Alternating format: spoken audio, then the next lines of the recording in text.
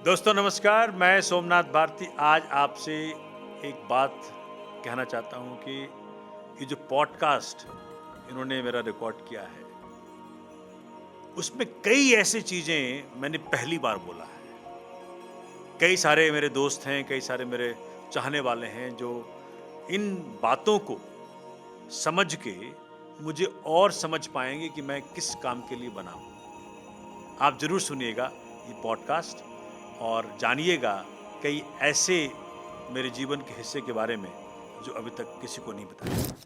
नवंबर साल 2012 में एक पार्टी बनती है। पार्टी का नाम आम आदमी पार्टी रखा जाता है। आम इसलिए क्योंकि कहा गया कि ये आम लोगों की पार्टी है, लेकिन ये पार्टी आम लोगों के लिए तो बनी, पर आम नहीं, खास लोगों से बनी। खास से मतलब पढ़े लिखे लोगों से। राजनीति में भले ही कम जानते हों, पर लोगों की समस्याएं ज़्यादा जानते थे। देखते ही देखते इस पार्टी ने एक कीर्तिमान बनाया। कीर्तिमान बनने से पहले वो जनता के बीच उतरी, जनता का भरोसा जीता और धीरे धीरे ये कीर्तिमान गया। कीर्तिमान क्या? कीर्तिमान बना देश में सबसे तेज बढ़ने वाली और सबसे तेजी से बढ़ते हुए बेहद ही कम समय में एक नेशनल पार्टी बनने का कीर्तिमान। एक कीर्तिमान और बना, देश की राजधानी दिल्ली में राज्य में सरकार बनी। एक कीर्तिमान और बना, बेहद कम समय में पंजाब में भी सरकार बनी।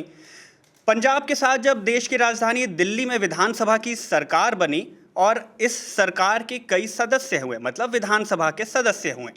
इन्हीं सदस्यों में से एक शख्सियत ऐसी रही जो साल 2013 से इस पार्टी से जुड़ी, विधानसभा सदस्य बने, मंत्री पद भी संभाली और पार्टी के लिए लड़ाइयाँ भी लड़ी। लड़ाइयाँ कैसी? लड़ाइयाँ क्योंकि इनका पेशा भी रहा, और वो कैसी? वो ऐसी कि वो न्याय और अधिकारों की लड़ाई थी। बात पेशे की हुई तो पेशे पर आते हैं।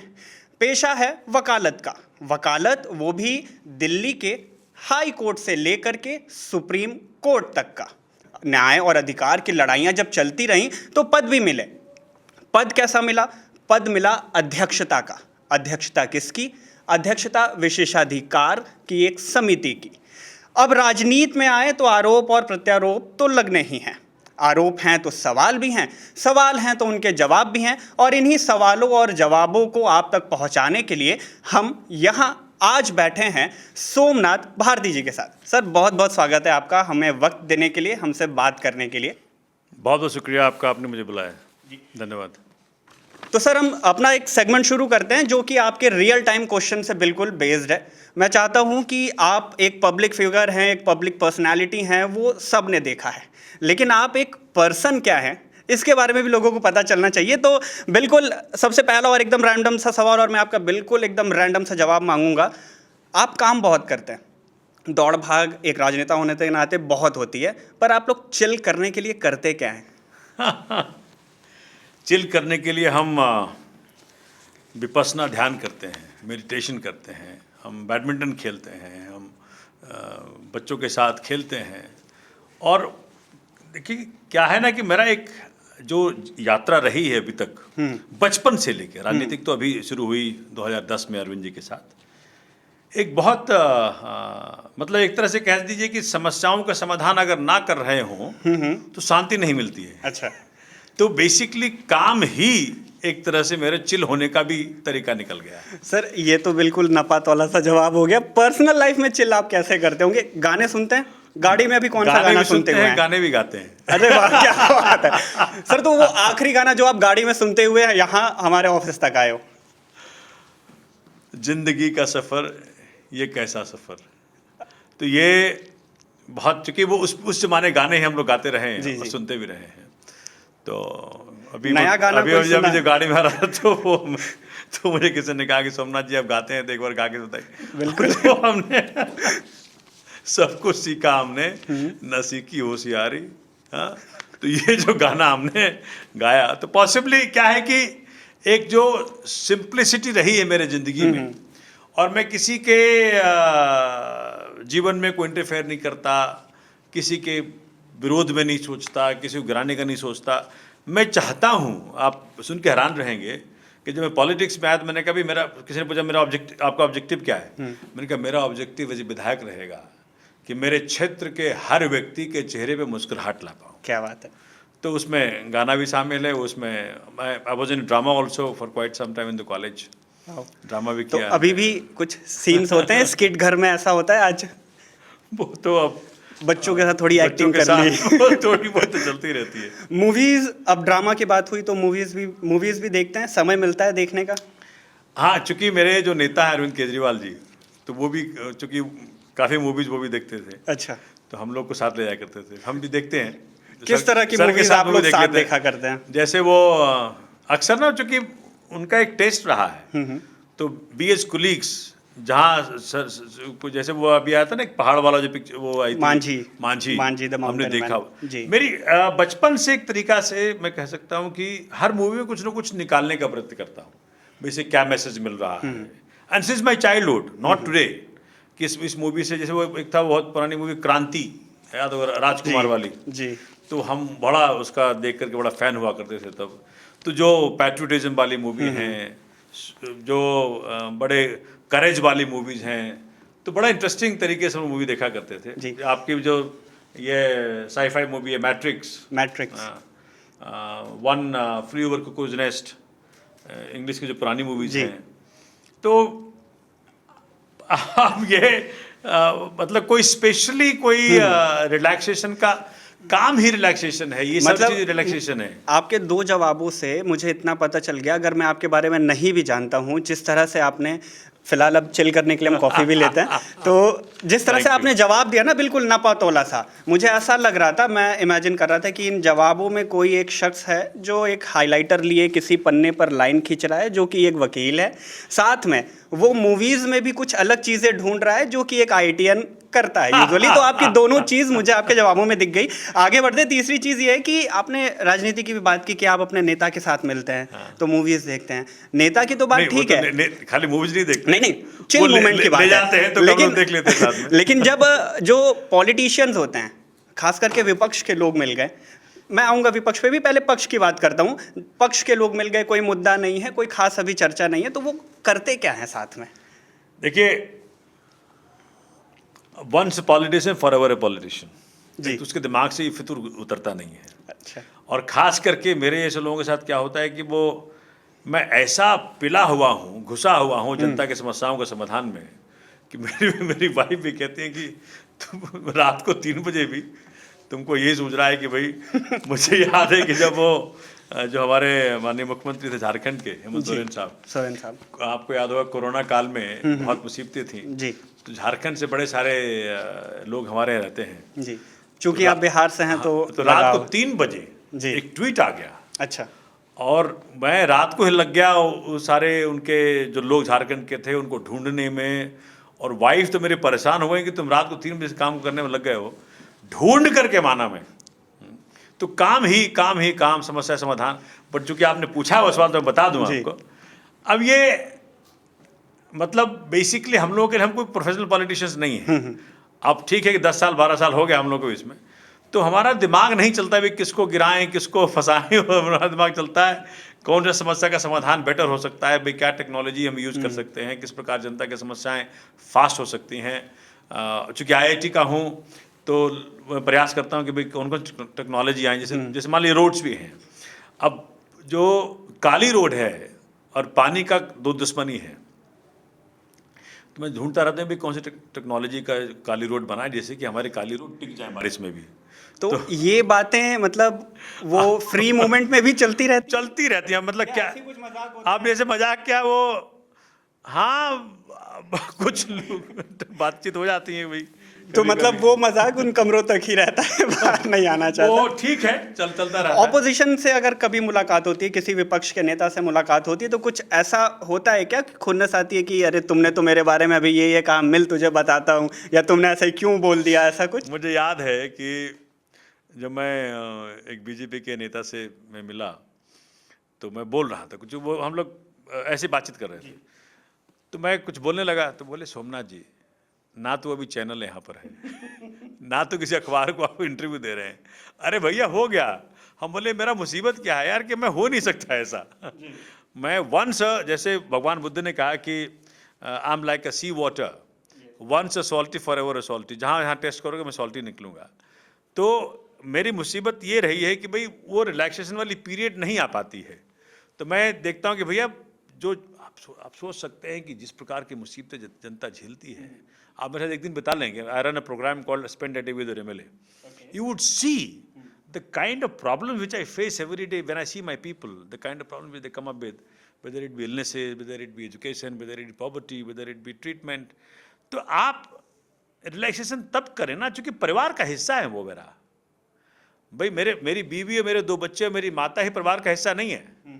सो मैंने मान लिया पहले दिन ही, मेरी वाइफ को बोल दिया था कि भैया देखो, परिवार का हिस्सा मेरा पूरी विधानसभा है, और अगर दिल्ली की जिम्मेदारी केजरीवाल साहब ने मंत्री के रूप में दिया तो पूरी दिल्ली हो गई। तो अनफॉर्चुनेटली फॉर्चुनेटली जो कहें, परिवार को तो लगता है कि भैया तुम कहाँ 24 घंटे इसमें मोहल्ला सभा चलाते रहते हो, हमको तो देखते तक नहीं हो।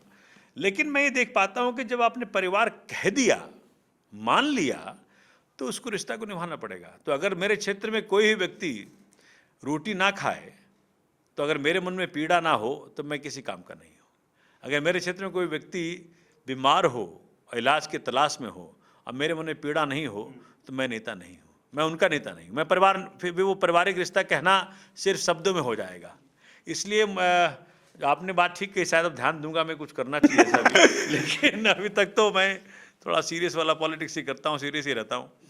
आपने अभी बताया कि जिस तरह से आपका पूरा एक नर्चर हुआ, उसमें आपने बिल्कुल भी मतलब अपने बारे में ज़्यादा नहीं सोचा, लेकिन कभी लगा ऐसे, क्योंकि एक स्टूडेंट को लगता है कि अगर वो आईटी में पढ़ रहा है, पढ़ने वाले, मैं आज के सोमनाथ भारती की बात नहीं करूंगा, मैं उस सोमनाथ भारती की बात करूंगा जो दिल्ली आईटी में पढ़ रहे हैं। ड्रीम होता है यार, ज़िंदगी ऐसी होनी चाहिए। वो ड्रीम वकालत में आके फिर बदला होगा किसी बड़े वकील को देख के कि यार ज़िंदगी ऐसी होनी चाहिए। सुप्रीम कोर्ट में जाके फिर बदला होगा कि यार नहीं, ज़िंदगी ऐसी होनी चाहिए। अभी क्या लगता है कि यार ज़िंदगी ऐसी होनी चाहिए, ये ज़िंदगी है? नहीं, वो शुरू से ही ऐसा रहा हूँ मैं। इनफैक्ट जब मैं आईआईटी कंप्लीट कर लिया तो मेरे दोस्तों ने तो सबने फॉरेन की तरफ कदम रख लिया, कोई अमेरिका चले गए, कोई कहीं चले गए। I opted to be in the country.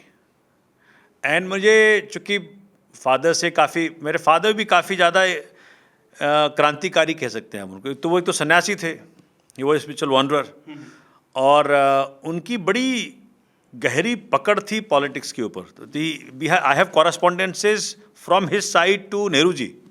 चिट्ठी लिखी है बाकायदा 1962 में कि चाइना से दोस्ती करनी है कि नहीं करनी है, क्या मतलब।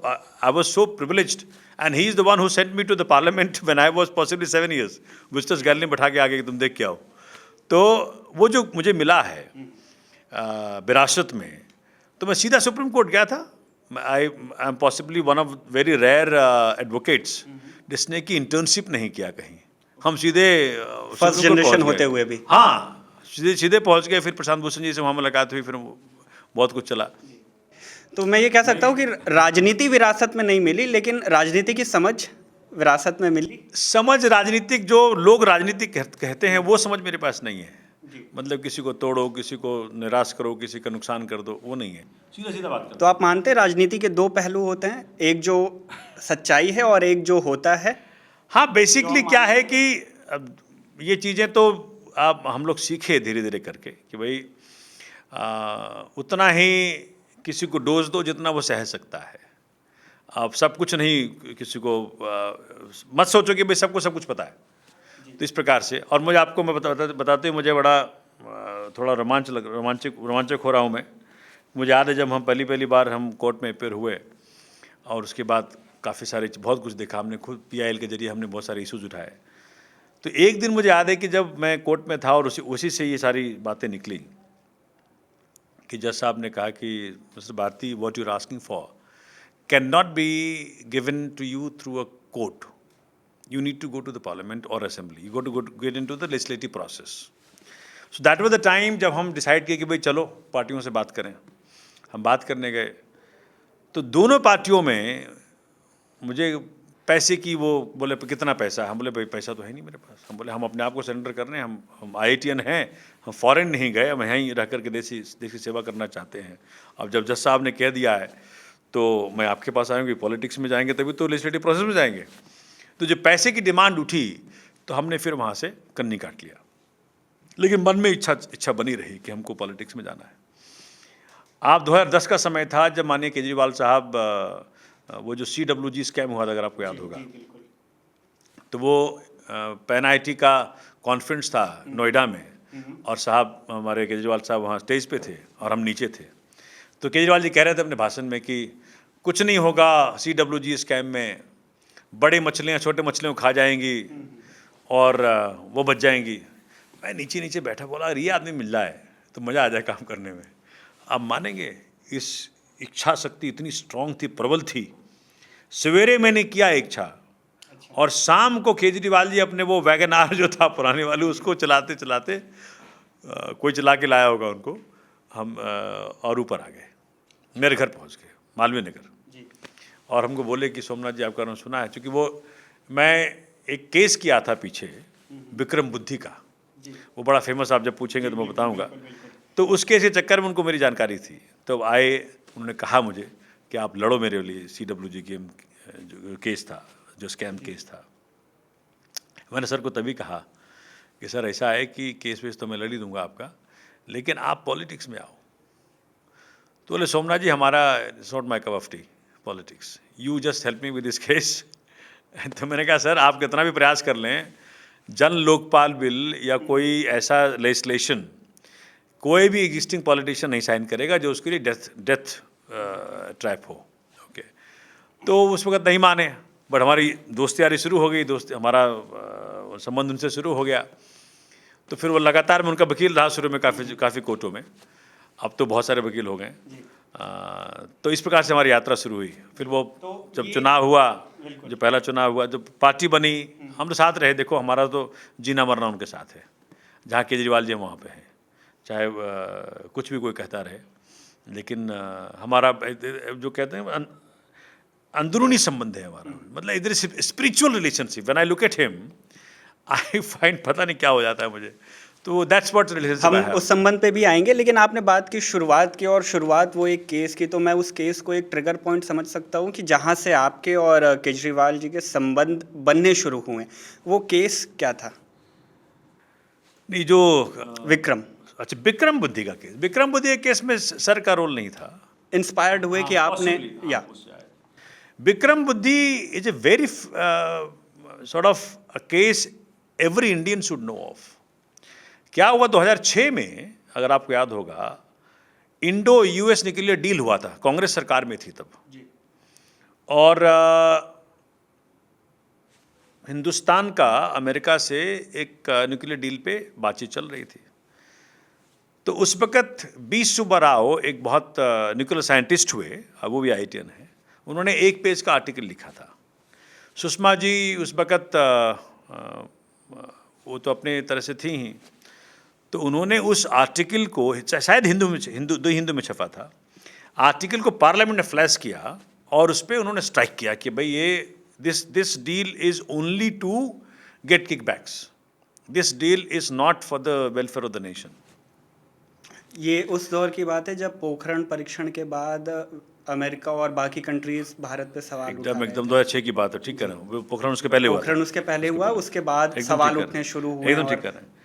तो वो जब उन्होंने सवाल किया, तो उसको रोकने के लिए सुब्बा राव का बेटा Vikram Buddhi, who was a double PhD student in Purdue university in America, उसको अरेस्ट कर लिया on false charges. And what were the charges? Charges was, I mean, कि threaten to kill George Bush, the then president.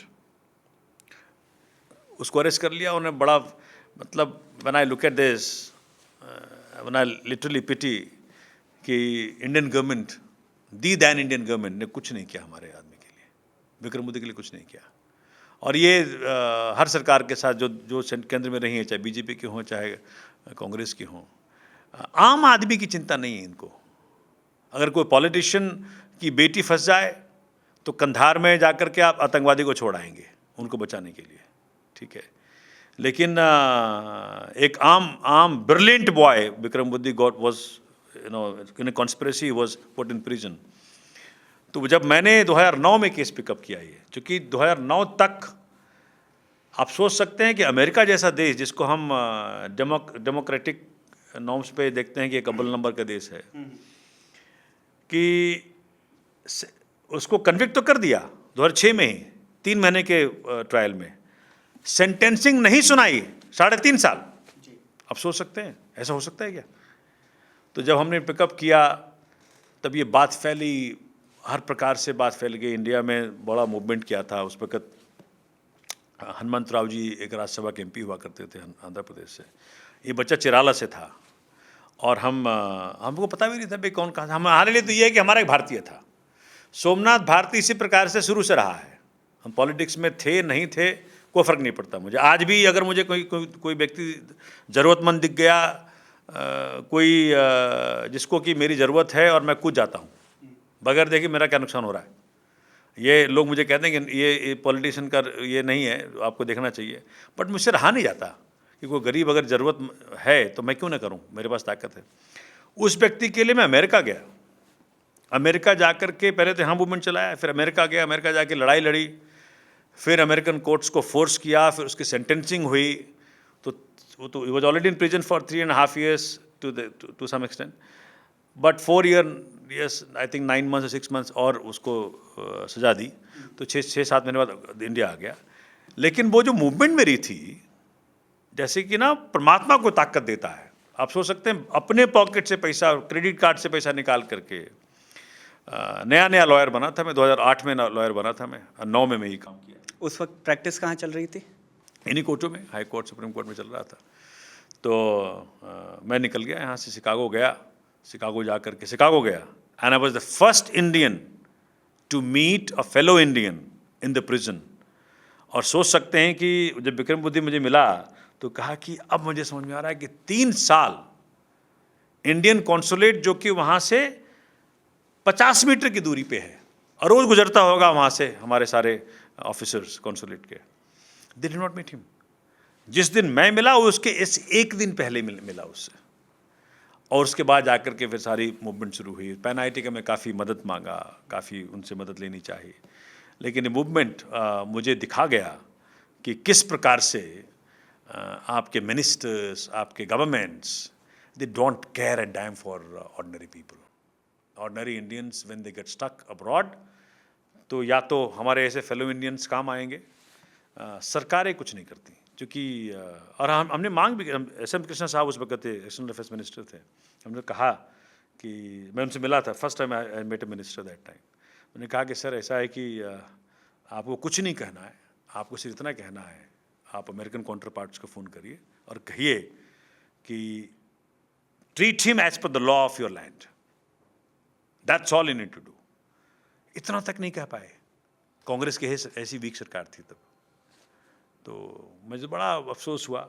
Meera Shankar उस वक्त ambassador थी, Indian ambassador इन America, और वो I did not get any help. But then Indians इतने help आ गया। अच्छा, बड़ा हमारी कम्युनिटी बड़ी स्ट्रांग है। तो जो हमारी कम्युनिटी शिकागो में थी, Indians, they all came to help.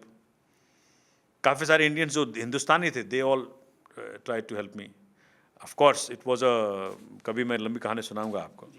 तो बट देन FBI मुझे रोकना चाहिए, हम नहीं रुके। बिल क्लिंटन साहब को हमने डोजियर देना था। He was coming to pan IIT conference. I was surrounded by FBI people. मैंने कहा यार, I was so feeling as a VIP। मैंने कहा, I have to only give a dozier. I was told that if you raise your hand, we will arrest you. मैंने कहा, I'm helping my fellow Indian. If you think that I'm doing wrong, then you can arrest me. Doesn't matter to me. So that was, कभी video में देखिएगा, 3 दिन भूखा, कोई चिंता नहीं थी कि मैंने खाना खाया कि नहीं खाया। मेरा एक ही उद्देश्य था कि विक्रम बुद्धि के साथ अन्याय हुआ है, ये फेलो इंडियन है, इसके माँ बाप के पास पैसे नहीं हैं, इसलिए वो प्रिजन में वहाँ पे है। तो क्या यही फेट होगा हमारे किसी हिंदुस्तानी के, इसके पैसे नहीं होंगे? क्या सरकारें इसी प्रकार से बैठी रहेंगी हाथ पे हाथ रखे हुए? क्या खाली हमारे बोर्ड से सरकारें बनेंगी? क्या इनकी ड्यूटी नहीं है कि हमारे इंडियंस को जाके सेफ गार्ड करे?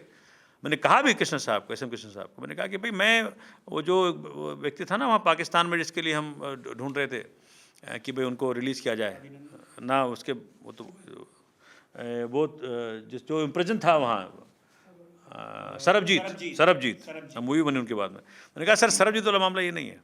ये मामला सिर्फ इतना, हमें कोई दया नहीं भग मांग रहा, हम कह रहे हैं कि सिर्फ और सिर्फ उनको बोलिए treat this case as per your law and don't do hanky panky. कभी आप इस पे ना स्पेशली मुझसे बात करें, बताऊंगा पूरा केस।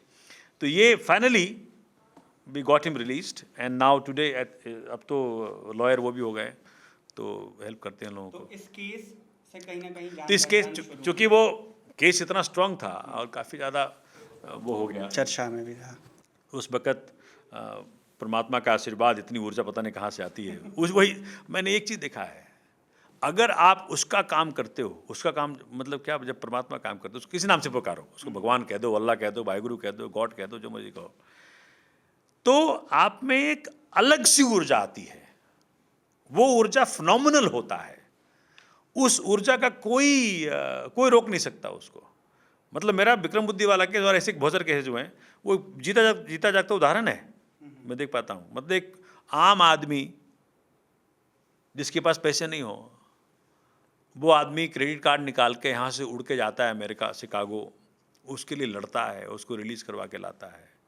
ये तो फिनोमिनल काम है। तो बट देन मैं चाहता हूँ कि सारे इंडियंस इस भाव को गहरा करें कि अपनी जो ब्रदरहुड है वो इतनी गहरी हो कि सरकारें भी शर्मसार हो जाएं जब देखेंगे, यार देखो एक मामूली इंडियन दूसरे के लिए इतना काम कर रहा है, तो सरकारें तो अपने आप शर्मसार होंगी। तो ये जो समाज सेवा का आपका जो भाव था, ये अब राजनीति में आने के बाद उस कलेवर में चढ़ा, या ये शुरू से ही था कि नहीं मैं कर रहा हूँ समाज मैं सेवा? बता रहा हूँ 2009 की बात जी, राजनीति में आया मैं 2012 में जी, जब पार्टी बनी। बट पॉलिटिकल इंटेंस मतलब basically serving the humanity. See I tell you, जब मैं पॉलिटिक्स में भी आया तो मेरा पर्पस क्या था। अरविंद जी के साथ आया पॉलिटिक्स में, पर्पस ये था, अरविंद जी एक विपश्यना मेडिटेटर है, आपको पता होगा, तो आध्यात्मिक आदमी वो भी है। तो हमने कहा कि जी आई विल स्पिरिचुअलाइज पॉलिटिक्स, राजनीति का आध्यात्मिकीकरण करेंगे।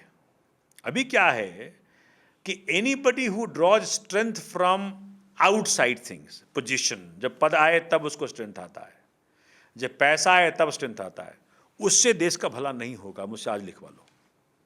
एनीबडी हु थिंक्स कि जी जब मैं प्रधानमंत्री बनूंगा तभी भला कर पाऊंगा, of course you need power, but मैं चाहता हूं कि ऐसे लोग देश के प्रधानमंत्री बने, देश के राज्य के मुख्यमंत्री बने, पोजीशंस पे आए, जिनके आने से उस पद की गरिमा बढ़ती हो। मैं हमेशा इस भाव से रहा हूँ।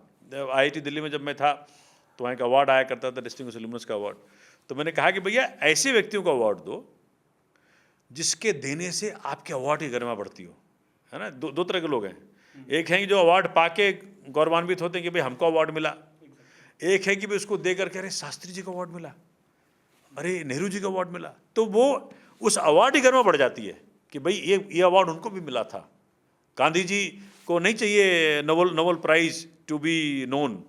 नोबेल प्राइज अगर गांधी जी को मिलता तो गांधी जी की महिमा नहीं बढ़ती, नोबेल प्राइज की महिमा बढ़ती। बिल्कुल। आपने अभी बात कही राजनीति के आध्यात्मिकीकरण की।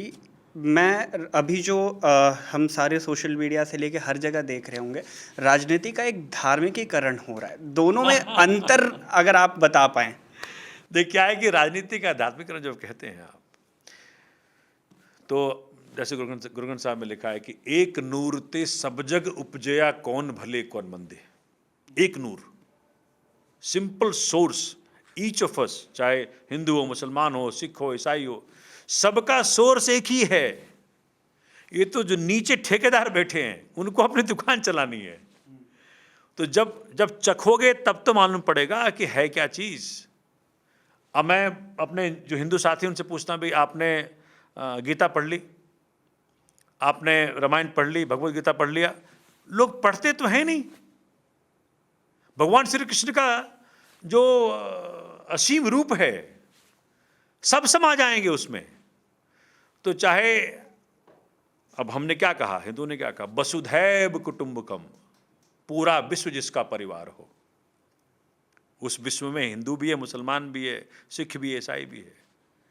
क्या कहा बाइबल में, kingdom of God is with in you. You कहा, यू का मतलब क्रिश्चियन ही नहीं है सिर्फ, यू का मतलब हिंदू भी है, सिख भी है, ईसाई भी है, मुसलमान है, हर कोई है ना।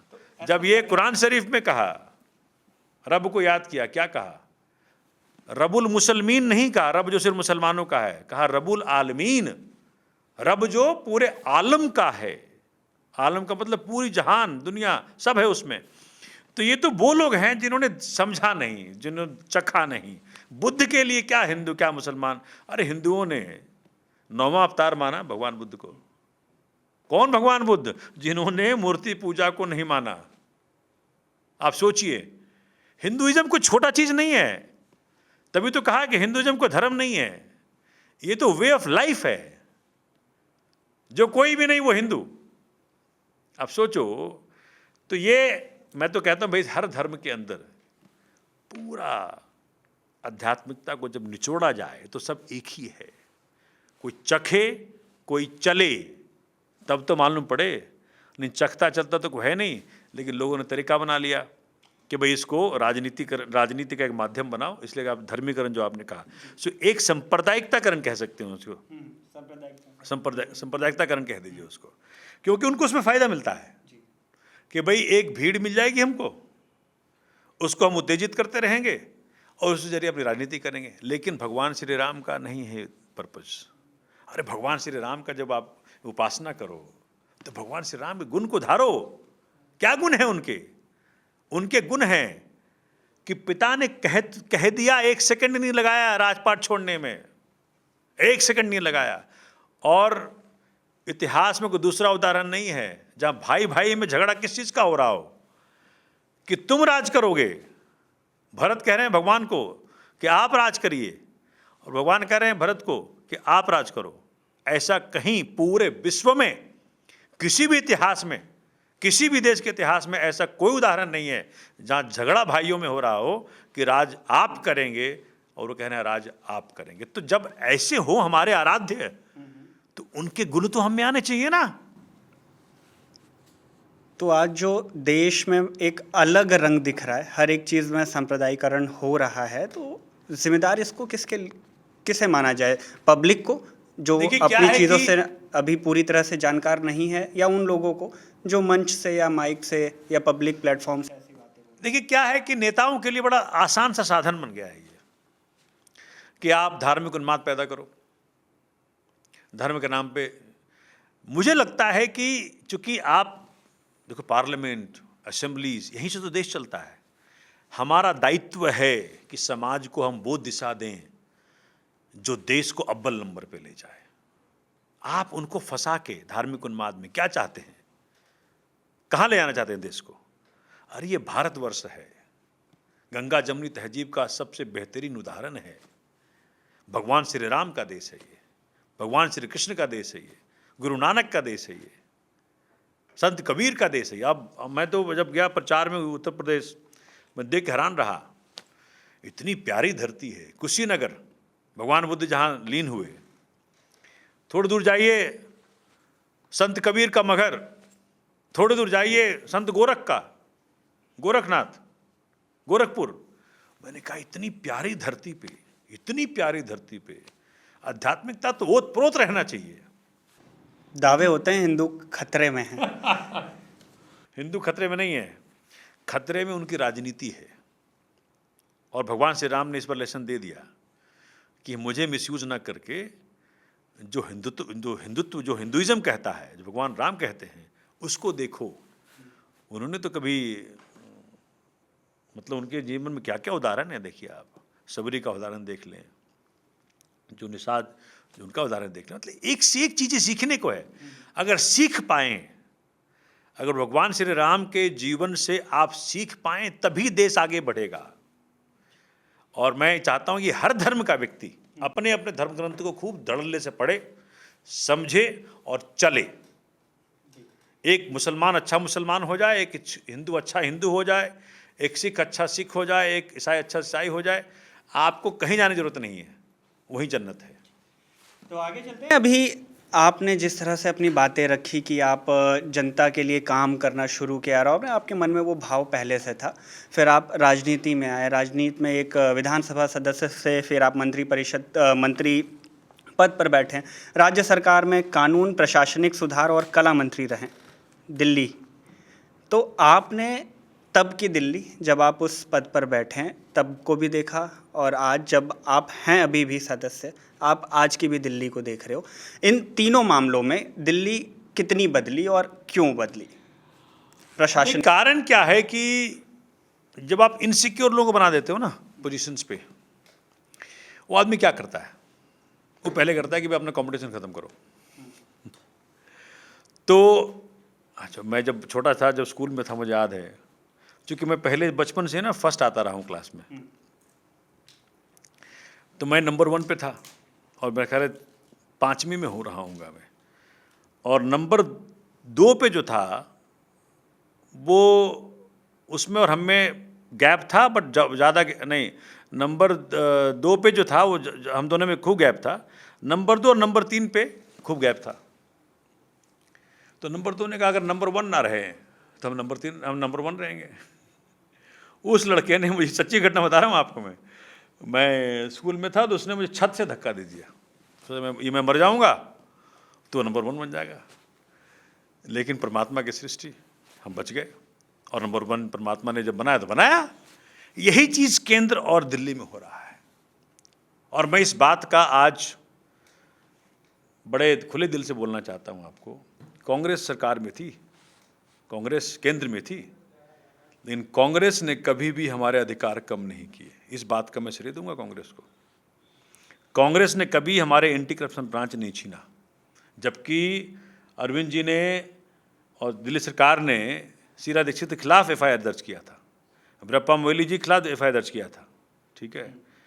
उसके बावजूद भी कांग्रेस ने कभी डेमोक्रेसी को, जो दिल्ली जनता ने ताकत दी थी, उसको कमज़ोर करने का प्रयत्न नहीं किया, जबकि कांग्रेस पे सीधा हमने हमला किया था, ठीक है। यही उल्टा, क्योंकि कांग्रेस को मैं कह सकता हूं कि वो काफ़ी समय पावर में रहे, तो उनको पता है भी डेमोक्रेसी कितनी इंपॉर्टेंट है, और आज कल इस सत्ता में ये है तो कल हम आ सकते हैं, परसों वो आ सकते हैं। तो कांग्रेस में आपको इतनी खूबी दिखी, तो वो 3 कारण मुझे जानने हैं जिनकी वजह से आपने आम आदमी पार्टी को चुना। 12 में पार्टी बनकर सामने आई, 13 में आप उसमें शामिल हुए, और फिर मंत्री पद तक गए, आज तक बने हुए हैं। हम तो मोहब्बत में पड़ गए अरविंद जी के, ठीक है। मोहब्बत की दुकान तो कांग्रेस भी चलाती है। अब मोहब्बत की दुकान हम उस पर कमेंट नहीं करेंगे, तो वो अलग दिशा में लेके चला जाएगा। लेकिन मैं ये कह रहा था कि कांग्रेस में डेमोक्रेसी को कमज़ोर करने की मैंने नहीं देखी कोई ऐसी ट्रेस। उन्होंने बड़े संयम से, बड़े आदर से हमारी सरकार को स्वीकारा और हमें काम करने दिया। अगर वो भाजपा की तरह काम कर दिया होता तो हम कुछ भी नहीं कर पाते, ठीक है। लेकिन जैसे भाजपा आई, जैसे माननीय मोदी जी प्रधानमंत्री बने, तो इनकी इनसिक्योरिटी मैं कह सकता हूँ इतनी बढ़ गई कि इन्होंने दिल्ली सरकार की ताकत एक करके वापस लेने शुरू कर दिए। सबसे पहले ताकत छीना क्या, हमारी क्या USP थी, आपको याद होगा, करप्शन को हम नहीं सहेंगे। एंटी करप्शन मूवमेंट का लीडर अरविंद केजरीवाल जी की सरकार रही है। मैं जब लॉ मिनिस्टर बना था, मुझे याद है अरुण जी ने अनाउंसमेंट करी थी रामलीला मैदान से कि अगर कोई आपसे ब्राइब मांगे तो आपने मना नहीं करना, रिकॉर्ड कर लेना है। और मुझे तब का याद है कि यहाँ SHOs में भगदड़ मच गई थी दिल्ली में कि भैया ये अरविंद केजरीवाल आया, और DCPs ने बुला के तब बोला था SHOs को उस वक्त कि अगर कोई पकड़ा गया ब्राइब लेते हुए तो हमारे पास मत आना, हम नहीं बचाएंगे किसी को। ये माहौल था उस वक्त।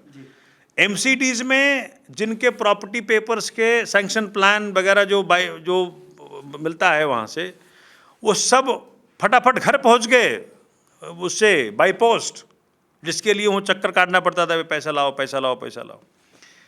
ऐसे माहौल में हमारी सरकार बनी थी, तो हमारा कर्तव्य था कि हम एंटी करप्शन मूवमेंट को आगे बढ़ाएं। अब हम सरकार में बैठे, इन्होंने उसी को सबसे पहले हिट किया। कैसे हिट किया?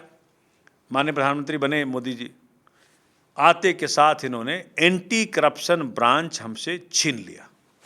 आई थिंक मई में बने हैं वो, और जून में हमसे छीन लिया।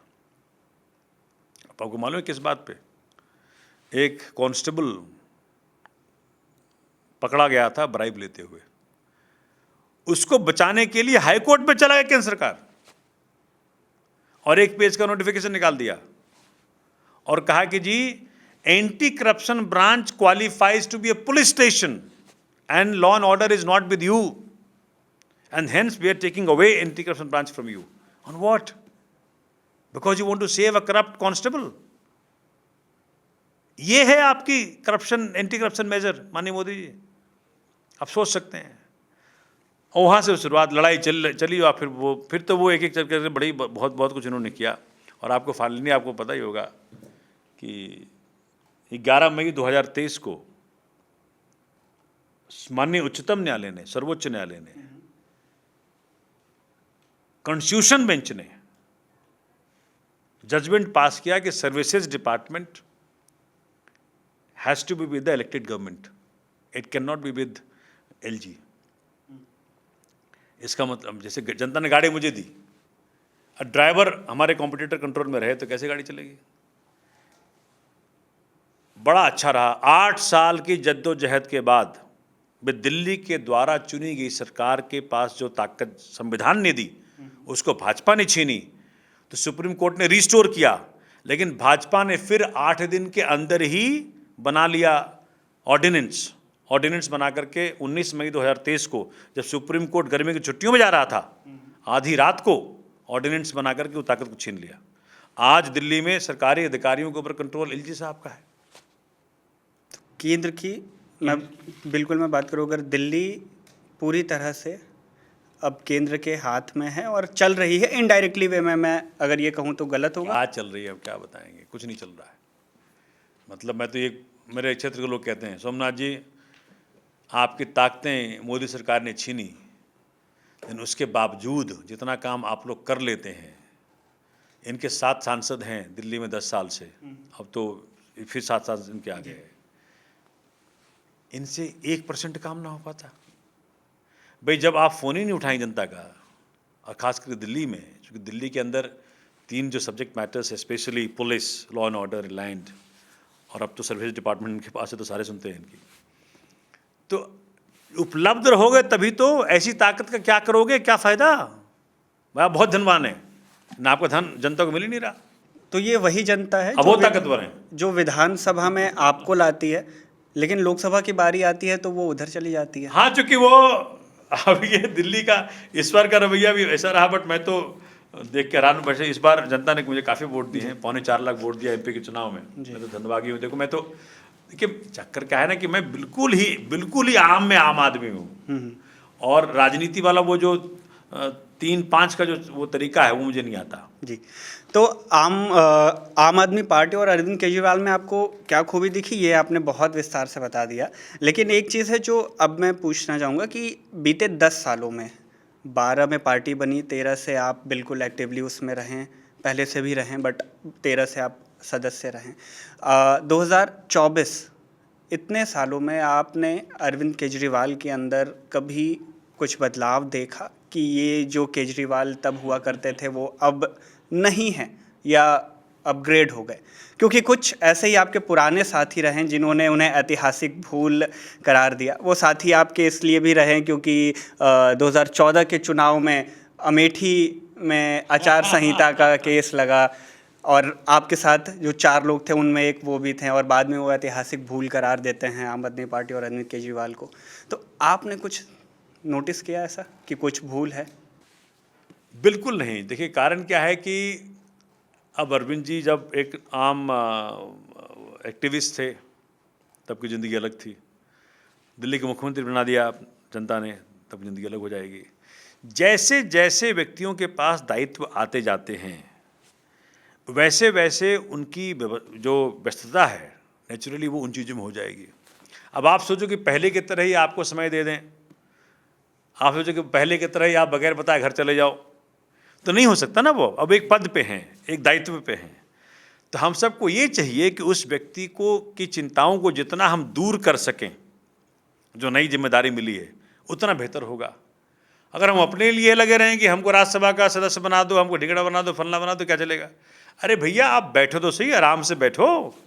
और मैं तो पक्का कह रहा हूँ आपको बात, मुझे अरविंद जी ने तब भी कहा था, मैं अंदर की बात पहले और बता रहा हूँ आपको, मैंने कहा था कि अरविंद जी बना दीजिए ना इनको, जिनकी बात चर्चा आप कर रहे हैं। हाँ, तो अरविंद जी ने कहा मैं बना तो रहा हूँ, बस शांत तो बैठे। अब भाई आप मौका तो दो, आप अपने नेता को मौका तो दो, आपको मिसट्रस्ट क्यों है? वो भेज रहे थे उनको, इसके पहले शायद कोई जानता नहीं, मैं उसका प्रत्यक्षदर्शी हूं। अरविंद केजरीवाल जी ने कुमार विश्वास को भेजने की ठान ली थी, बट इस प्रकार से उन्होंने हर चीजें कर ली बाद में। ऐसे थोड़ी चलता है। अरे भाई, घर का एक सदस्य जिसको अपना मानते हो आज एक दायित्व पे है, तो हम लोग यही प्रयत्न करें कि कैसे उसकी चिंताओं को दूर करें। हम अपने ही महिमा मंडल में लगे रहे कि भैया हमको ये कर दो। अरे भैया, सब कुछ हो रहा है, किसके सुने दिया उन्होंने? बताइए क्या मतलब, कहाँ कहाँ कमी रखी? बातचीत होती है आपकी अभी भी? बातचीत होती है, मेरी खूब बातचीत होती है। ऑफ कोर्स बिजी चूंकि रहते हैं सर, तो नेचुरल सी बात है भाई, आपको you have to be conscious of the fact that he is a. नहीं, मैं कुमार विश्वास की बात कर रहा हूँ। नहीं, उनसे मेरी बातचीत कोई बातचीत नहीं होती आखिरी मुलाकात भी याद नहीं? ना। वो तो तभी जब झगड़ा झंझट किया, मतलब उनमें माँ सरस्वती का एक आशीर्वाद है। अगर उसको वो ढंग से लेके चलते तो आज कहीं और होते। आज हो सकता है पार्लियामेंट उनकी आवाज़ें गूंज रही होती, अच्छा रहता। लेकिन आवाज़ें तो अब भी गूंज रही हैं, और पर पार्लियामेंट नहीं गूंज रही। आप 2013 में आम आदमी पार्टी को भी आपने देखा, 2024 में भी देख रहे हैं। एक जनरेशन थी जिसने अपने शुरुआती दौर में आम आदमी पार्टी को तब देखा जब वो पूरे आबोरुआब पे थी, और एक आज देख रही है जब बिल्कुल मैं कहूँ कि ये कहा जाने लगा कि ये पार्टी ख़त्म सी हो जाएगी इस लोकसभा चुनाव में। तो दोनों में आप अंतर आपको क्या दिखता है? मतलब क्या वाकई में आम आदमी पार्टी ख़त्म हो जाएगी? देखिए, आम आदमी पार्टी और अरविंद केजरीवाल हों या हम सारे हों, हम एक स्पिरिचुअल मिशन में हैं, स्पिरिचुअलाइज पॉलिटिकल मिशन में है, ऐसा कह सकते हैं। हमें सत्ता नहीं चाहिए, हमें सिर्फ सेवा करने का साधन चाहिए। और चूंकि सत्ता में रह के सेवा करने का सबसे बेहतरीन साधन होता है, इसलिए सत्ता का इस प्रकार से उपयोग कर रहे हैं। कोई बता दे, आप मेरे मेरे एरिया में चले जाएं, कभी किसी को हमने तुम ताम भी किया हो, चाहे अपने तो छोड़ दीजिए, बीजेपी के जो लीडर्स हैं, जो कांग्रेस के लीडर्स हैं, उन सबको एक एक व्यक्ति को परमात्मा स्वरूप मान के सेवा किया है। और एक जो भाजपा यही कर रही, जो आप बता रहे हैं, क्योंकि जो केजरीवाल जी के हाथों जब काम होना शुरू हुआ, शिक्षा में, स्वास्थ्य में, बिजली में, पानी में, एम्प्लॉयमेंट में, वुमेन सिक्योरिटी में, सीसीटीवी कैमरा में, तो ये जो काम जो शुरू हुआ, उनसे उनको भाजपा को बड़ा डर लग गया। डर तो कांग्रेस को भी लगा, लेकिन भाजपा चूंकि शासन में, बोलना पड़ेगा उसके बारे में। तो क्योंकि पार्टी के जो मेन पिलर्स थे उन्हें हिलाने की कोशिश हुई, तो मेरा सवाल स्पष्ट तौर पर यही है कि आम आदमी पार्टी के वो पिलर्स कौन हैं जिनके हटते ही पार्टी खत्म हो सकती? नहीं, देखिए, अब तो पार्टी बहुत बड़ी है, और ऑफ कोर्स आई मीन सारे लीडर्स इंपॉर्टेंट है, everybody is important that way. But हमारे नेता अरविंद केजरीवाल जी, मनीष सिसोदिया साहब हों, संजय सिंह जी हों, they give that kind of जो हमारे पार्टी का जो मूवमेंट है, जो पार्टी का जो अस्तित्व है, उसमें जिस प्रकार से ये सभी लोग लगातार अपने त्यागों से, अपने बलिदानों से, अपने तरीकों से 24 घंटे काम करते रहते हैं, तो मुझे लगता है कि आम आदमी पार्टी अब इतना ज़्यादा अंदर फैल गई है, और हर व्यक्ति के अंदर फैल गई। एक एक कार्यकर्ता आज इंडिस्पेंसिबल है हमारा, एक एक कार्यकर्ता है, हर व्यक्ति लगा हुआ है।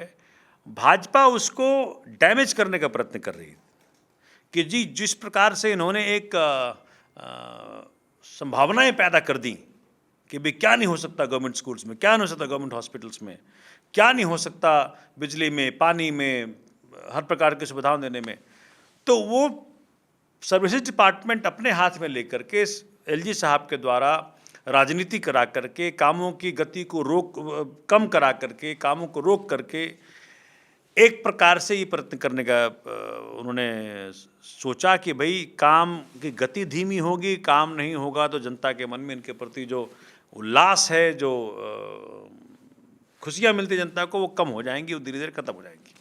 बट वो उसमें सफल नहीं हुए। आज जब जाते हैं आप, तो मैं नाम नहीं लूँगा, एक भाजपा के बड़े नेता हैं, उन्होंने कहा कि सोमनाथ जी, हम तो नहीं चुनाव लड़ रहे। बोला क्यों? कहा कि भैया दिल्ली में तुम्हारा ही राज है, जनता जो है, हम वो बोल रहे थे हम काय को पैसा खर्च करें, दिल्ली की जनता आप ही को चुनेगी। ये आपके विधानसभा की बात है? मैं किसी और जगह, मतलब ठीक है, लेकिन ऐसा ऐसा भाव है दिल्ली में। अच्छा, जनता ना मालिक होती है। जनता, अच्छा जनता इसलिए बोलते हैं जनता जनार्दन, क्योंकि जनता जो है वो देख पाती है सच क्या है। तो दिल्ली की जनता is in love with Kejriwal and आम आदमी पार्टी। इसीलिए दिल्ली की जनता कभी भी दिल्ली के लिए किसी और को मौका नहीं देगी, जहाँ तक मुझे लगता है।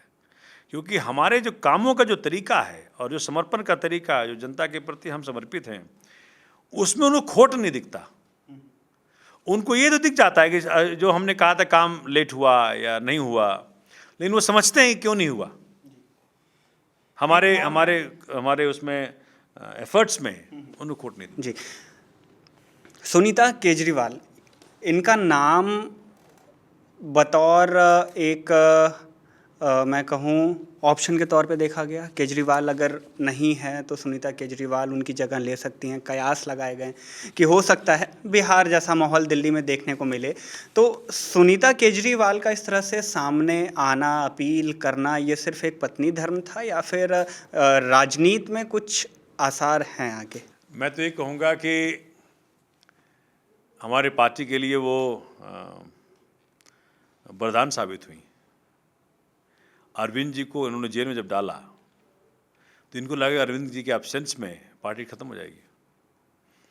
बट इस प्रकार से भाभी ने ये कार्य संभाला, पत्नी धर्म तो किया ही उन्होंने, साथ में वो लोग हमारे पार्टी के लिए एक वरदान साबित हुए। और जिस प्रकार से उन्होंने संभाला कि जब तक अरविंद जी नहीं हैं तब तक अरविंद जी के सारे मैसेजेस को मैं कम्युनिकेट करूंगी। And who could be better than his wife. तो ये एक प्लान्ड पॉलिटिकल ट्रीटमेंट था। हम ये कह सकते हैं कि वो कोई प्लान नहीं था, बट ये था कि भाई अब क्या हो, मनीष जी भी जेल में, संजय जी जेल में, अरविंद जी भी जेल में, तो क्या हो, कौन कम्युनिकेट करेगा। तो जो चूंकि उनकी मुलाकात हो रही थी रोज, as a wife she had the right to meet Arvind ji and talk to him.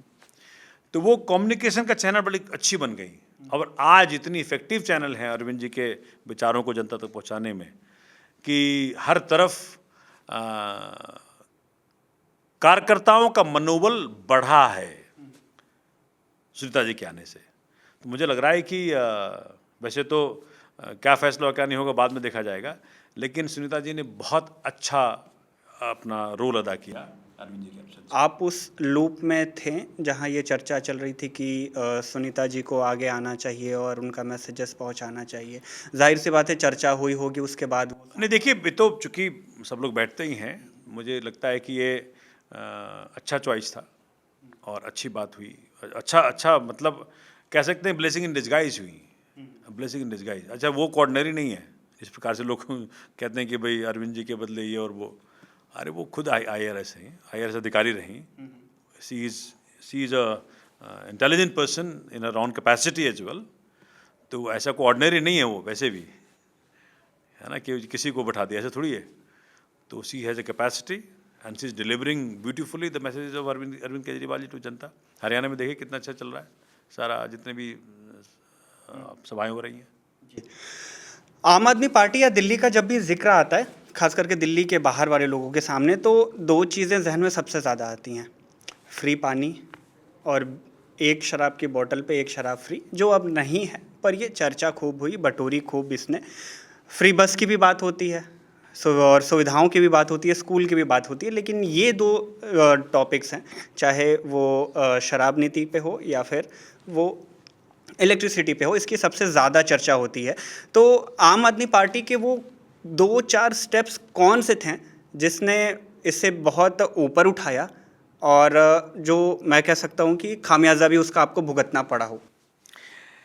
देखिए, बिजली का हो, अच्छा होता क्या है कि आम परिवार जो है उसकी 4 ज़रूरतें मूलतः है।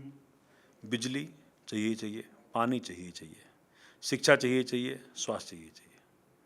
ये 4 अगर एक आम परिवार का पूरा कर दो, और मैं आपके चैनल के माध्यम से जनता को कहना चाहता हूँ, सबको कहना चाहता हूँ, कुछ नहीं तो 15 से 20 हज़ार रुपया महीना दिल्ली के हर परिवार को आम आदमी पार्टी की सरकार फ़ायदा दे रही है। और इसी का परिणाम रहा कि लाख महंगाई होने के बावजूद दिल्ली में महंगाई उस कदर नहीं लोगों को त्रस्त किया। अब ये जो सो कॉल्ड शराब नीति की बात आप कर रहे थे, भैया बगल चले जाओ गुड़गांव में, उत्तर प्रदेश में जो माननीय योगी आदित्यनाथ जी की राज्य है, मतलब दिल्ली में नीति खराब है लेकिन आपके यहाँ वो नीति अच्छा है, हरियाणा में नीति अच्छा है, भाजपा शासित राज्यों में नीति अच्छा है। और अब तो सुप्रीम कोर्ट ने कह दिया, अब तो हमारा हम तो चलिए, हम तो पार्टी के आदमी, इसलिए हम अपने नेता का फेवर करेंगे। पूरे केस में धेले भर का सबूत नहीं है, कोई एक पैसे की रिकवरी नहीं है। माननीय सर्वोच्च न्यायालय ने कुल्लम खुल्ला कहा कि भाई ये क्या केस है कि 4 आदमी को पकड़ लो, 2 आदमी को बोलो कि तुमको बेल तब देंगे जब बाकी 2 के खिलाफ तुम स्टेटमेंट दोगे। कह दिया ना, कहा इसके had this been along with some other evidence to substantiate these allegations, तब तो ठीक होता, लेकिन कोई और एविडेंस है नहीं। और इन तथ्यों, इस प्रकार के झूठे मूठे फैक्ट्स के आधार पे, मतलब स्टेटमेंट्स के आधार पे आप दिल्ली के मुख्यमंत्री को जेल में डाल देते हो, शिक्षा मंत्री को 17 महीने जेल में रखते हो, दिल्ली के सांसद संजय सिंह जी को 5 महीने जेल में रखते हो। ये क्या है? अनार्की है, डेमोक्रेसी नहीं है, ये अनार्की है। डेमोक्रेसी को उन्होंने उठा के साइड में रख दिया है। और इसलिए शुक्र मनाता हूं मैं कि भगवान राम ने हमारी सुनी और इनको 303 से 240 पे लेके आए। अगर ये कहीं आ गए होते 303 जो 400 लड़ रहे थे ये, तो पता नहीं क्या कर देते। ये तो फिर अपने आप को सिद्ध कर दिए होते कि भाई हम तो राजा हैं यहाँ के, हम हटेंगे नहीं, संविधान हटा के फेंक दिए होते। कह ही रहे थे ये संविधान ठीक नहीं है, संविधान ठीक नहीं है।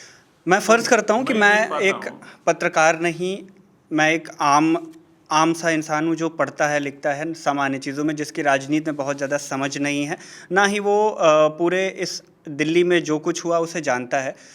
उसे अगर बताना हो कि आम आदमी पार्टी के साथ बीते 2 सालों में, मैं कहूँ बहुत कुछ हुआ, क्या हुआ और क्यों हुआ, बहुत कम शब्दों में एक छोटे। हाँ, इसलिए हुआ क्योंकि भाजपा हमें कॉम्पीट नहीं कर सकती स्ट्रेट पॉलिटिक्स में। हमारे काम की राजनीति में भाजपा के पास ना तो नियत है, ना शायद उनकी कॉम्पिटेंस है कि वो इस प्रकार की नीतियां बना सकती है और उसमें कॉम्पीट कर सकती है। इन्होंने फिर वो वाया मीडिया ढूंढा कि कैसे काम कर पा रहे हैं ये। तो अधिकारियों को कंट्रोल करो, अधिकारी ने कहना ना माने, इनके द्वारा जो प्रोजेक्ट चल रहे हैं उसको रोको, तो इनके स्कूल ना बनने दो, इनके रिक्रूटमेंट ना होने दो, टीचर्स नहीं आने दो, इनके अस्पतालों में गड़बड़ियाँ करो, उनके मोहल्ला क्लिनिक बंद करो, इनकी बिजली की सब्सिडी रोको, इनके पानी, मतलब हर चीज़ को रोको। अच्छा होता कि सीखते कि भाई केजरीवाल जी आप आइए आगे, सिसोदिया साहब आप आगे आइए, और यही चीज़ हम लागू करना चाहते हैं पूरे भारतवर्ष में। तो मैं कह रहा हूँ अगर मोदी जी ना तो खुले दिल से काम करते तो पूरा भारत ऊपर हो गया होता। बट इन्होंने हमें दुश्मन की तरह लिया, पॉलिटिकल एनिमी की तरह लिया, और इन्होंने हर प्रकार के काम को रोकने के लिए इस प्रकार की साजिशें रची। लेकिन सच ही होता है, माननीय उच्चतम न्यायालय ने कह दिया कि जो भी हुआ वो गलत हुआ। जी, तो ये जो कथित शराब घोटाले को लेकर के तमाम चर्चाएं हुई, कहा ये पता चला इसमें कोई घोटाला नहीं हुआ, लेकिन शराबों की सुलभ उपलब्धता अपराध को भी तो बढ़ाती है।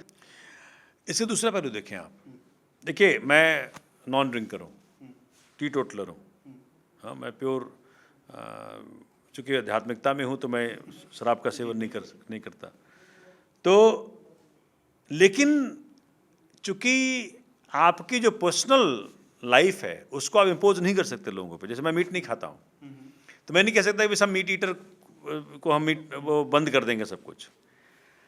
एक है कि भाई आप चुपचाप से आंख मूंद लो, दूसरा है कि भाई जो आप मानते हैं, आपको जान हैरानी होगी, दिल्ली में 50% जगहों पे ये जो स्पूरियस वाइन है, शराब है, वो मिलता है,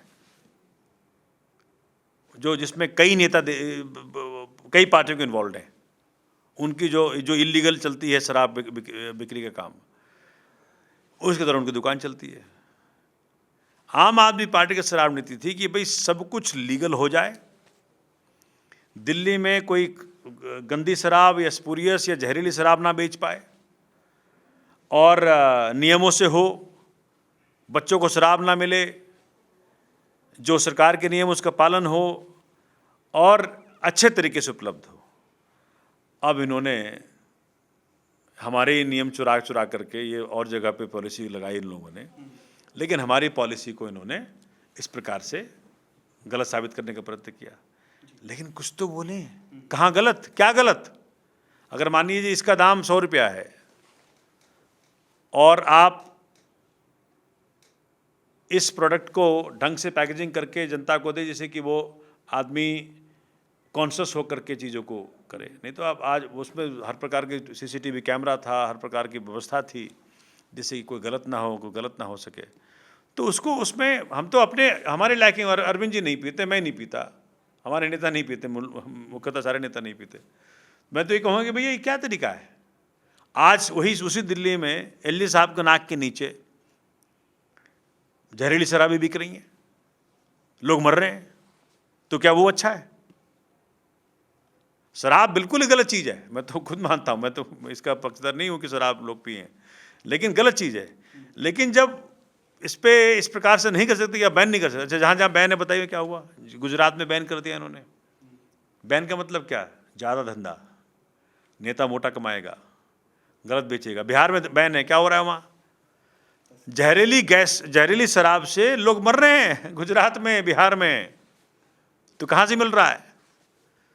तो जो जिस चीज़ों के ऊपर बैन लगाते हो उसका मतलब यही है कि भैया इसके धंधा ऐसा करो कि नेताओं को फायदा हो, घर भरें। तो वो चल रहा है। हमने इसको सबको रोकने के लिए कि किसी को जहरीली शराब ना मिले, कुछ प्रकार की चीज़ें ना हो, पॉलिसी बनाई थी, लेकिन भाजपाइयों ने इसको इस प्रकार से कर दिया। तो पॉलिसी बंद करा करके फिर उनके धंधे खुल गए। दिल्ली में गली गली शराब बिकता है, पुलिस एलजी साहब के अधीन है, महिलाओं के साथ बदतमीजियाँ होती हैं पुलिस इनके अधीन है, कोई एक्शन नहीं होता। तो जो इनके पास है उस पर कोई एक्शन नहीं करते। अगर पुलिस को संभाल ले बीजेपी तो जहरीली शराब भी दिल्ली में बंद हो, महिलाओं से बदतमीजियाँ भी बंद हो, जो करप्शन चल रहा है वो भी बंद हो। लेकिन इनको वो नहीं करना है। इनको सिर्फ और सिर्फ आम आदमी पार्टी के कामों को रोकना है, दिल्ली की जनता के कामों को रोकना है, उनको तकलीफ देनी है। तो यही कह पा रहा हूँ कि भैया आपके पास इतने ज़्यादा राज्य हैं, आप वहाँ क्यों नहीं दिखाते अपने कामों को? लेकिन नहीं, माननीय एलजी साहब बिल्कुल लगे हुए हैं कि भैया हमको दिल्ली का सीएम। मैंने तो कहा एक दिन एलजी साहब को मिला था, मैंने कहा सर एक काम करिए ना, भाजपा का नेता दिल्ली में नहीं है, आप भाजपा के फेस बन जाइए और सीएम का चुनाव लड़िए यहाँ से, और तब चुन के आइए ना, मज़ा रहेगा। तब तो कुछ अच्छा भी लगेगा जनता के, हाँ देखो हमने चुना है। अभी तो आप वो जो एक चलता है कि इलेक्टेड वर्सेस सिलेक्टेड, जनता ने इलेक्ट किया अरविंद केजरीवाल जी को और भाजपा को हराया, तो भाजपा बैकडोर से एलजी साहब को सिर्फ बिठा दिया यहाँ पे। अच्छा, आप एक वकील हैं, कोर्ट अच्छे से समझे, कानून अच्छे से समझे। कोर्ट में आप जब पेश भी हुए तो एक हमेशा एक लकीर के इस पार आप रहें और उस पार वालों के लिए आपने लड़ाई लड़ी। लेकिन ऐसा भी समय आया जब आपको भी उस पार जाना पड़ा। क्यों और कब से शुरू हुआ और कितनी ज़िंदगी बदल जाती है उस एक लकीर से, उस एक बाउंड्री से, काले कोट में होने से? और देखिए, मैं आज तक कभी सरकार के लिए प्योर नहीं हुआ हूँ। मैं हमेशा आज भी जनता का ही मुद्दा लेके जाता हूँ कोर्ट में और सरकार के अगेंस्ट भी लड़ता हूँ। तो till date I have not appeared for any government till date. मैं कभी सरकारी वकील नहीं रहा, ना खड़ा हुआ हूँ ना रहा हूँ। मैं तो ये देख पाता हूँ कि सरकार में आने के बाद मैं बहुत कुछ समझ पाया। आपको बता दूं, शायद जनता को पता नहीं होगा, आपके जरिए मालूम पड़ जाएगा। जब मैं लॉ मिनिस्टर था तो ऐसे मेरे 32-33 ऐसे अचीवमेंट्स हैं लॉ मिनिस्टर के रूप में, जो कि आज तक इतिहास है। जैसे मैं एज ए लॉ मिनिस्टर मैंने डिसाइड किया था जब भी कोई आदमी PIL दाखिल करे तो वो एक पेज का synopsis standing council law minister को भेज दे, मोबाइल पे ही भेज दे। जब मैं पढ़ूं, जो आदमी बोले कि भैया दिल्ली की सड़कें खराब हैं, उसको ठीक करना चाहिए, तो या तो हमारे लिए लानत है ना कि आदमी कोर्ट जाना पड़ा। अरे हम तो उसको तो अवार्ड दो। तो हमने एक नियम बनाया था, मैंने सोमनाथ भारती अरविंद केजरीवाल से के साथ मिलकर नियम बनाया था कि दिल्ली में जब भी कोई पीआई दाखिल करे, एक पेज का synopsis standing council same evening law minister को भेजे, और लॉ मिनिस्टर देख करके भैया कि उसमें क्या है, जनता का बेनिफिशियल है। अगर जनता का बेनिफिशियल है तो वो कोर्ट को इन्फॉर्म करे कि सरकार राजी हो गई, बगैर हियरिंग के, बगैर आर्गूमेंट्स के सरकार राजी हो गई। अरे काहे को लड़ेगा? जो सड़क, मतलब सड़क बननी है, पार्क बनना है, फुट ओवर ब्रिज बनना है, या कोई ऐसा कानून स्कूल में लाना है जनता के फायदेमंद है, तो वो तो ज़रूरत है, वो तो उसका धन्यवाद करो। तो हमने कहा कि भैया एक तो सर्टिफिकेट देंगे उसको हम, पहली बार हमने एक लॉ मिनिस्टर ने कहा था कि जनता जो पीआई दाखिल करेगी उसको सर्टिफिकेट देंगे धन्यवाद का, और कोर्ट को इन्फॉर्म करो कि जी लॉ मिनिस्टर ने, दिल्ली सरकार ने इन्फॉर्म किया है कि भैया ये बात इनकी मान ली गई है, और चूंकि जब तक पूरा ना हो तब तक इस केस को साइन डाई अर्जन कर दो, ऐसा कहा था हमने। तो मैंने देखा कि सरकारें फालतू की, मतलब the most litigious person today in Indian courts is the government. Unnecessarily आप केस के ऊपर उलझ रहे हैं। अरे छोटे छोटे मुद्दे हैं, जनता को ऐसे ही कर देना चाहिए। तो मैं तो कहना, अगर आज डिफरेंट गवर्नमेंट से डिसाइड कर लें कि हम लिटिगियस नहीं होना चाहते, हम जनता के मुद्दों का समाधान करना चाहते हैं, तो 50% कम से कम कोर्टों में लिटिगेशंस खत्म हो जाएं। तो मैं ये देखा कि सरकारें फालतू की केसेस करते रहती हैं, कोई उसका ओर छोर नहीं होता। वकील, अच्छा वैसे तो वकीलों में है, तो वकील हमारे फ्रेटर्निटी नाराज ना हो जाए हमसे। देखिए अच्छे वकील जो हैं वो इस व्यू को रहते हैं कि भैया we should not carry into litigation unnecessarily. जो अच्छे वकील हैं, जिनको लगता है कि भाई लिटिगेशन, ऑफ कोर्स जो लिटिगेशन लोग आते हैं तो पैसा बनता है वकीलों का, लेकिन मैं इस बात का पक्षधर हूँ कि हम किसी के दुख से पैसा नहीं बनाएंगे। हम ऐसे मैटर से पैसे नहीं बनाएंगे जो कि भैया भी याद है, एक बड़े सीनियर कोई थे, बोले सोमनाथ तुमको केस ख़त्म करने की क्यों चाहत रहती है? तो भाई 2-4 चलेगा तो 2-4 बार फीस आएगा। हम बोले सर ज़िंदगी में और कुछ बहुत कुछ करने का है, हम इसी में उलझे रहेंगे तो क्या फ़ायदा है।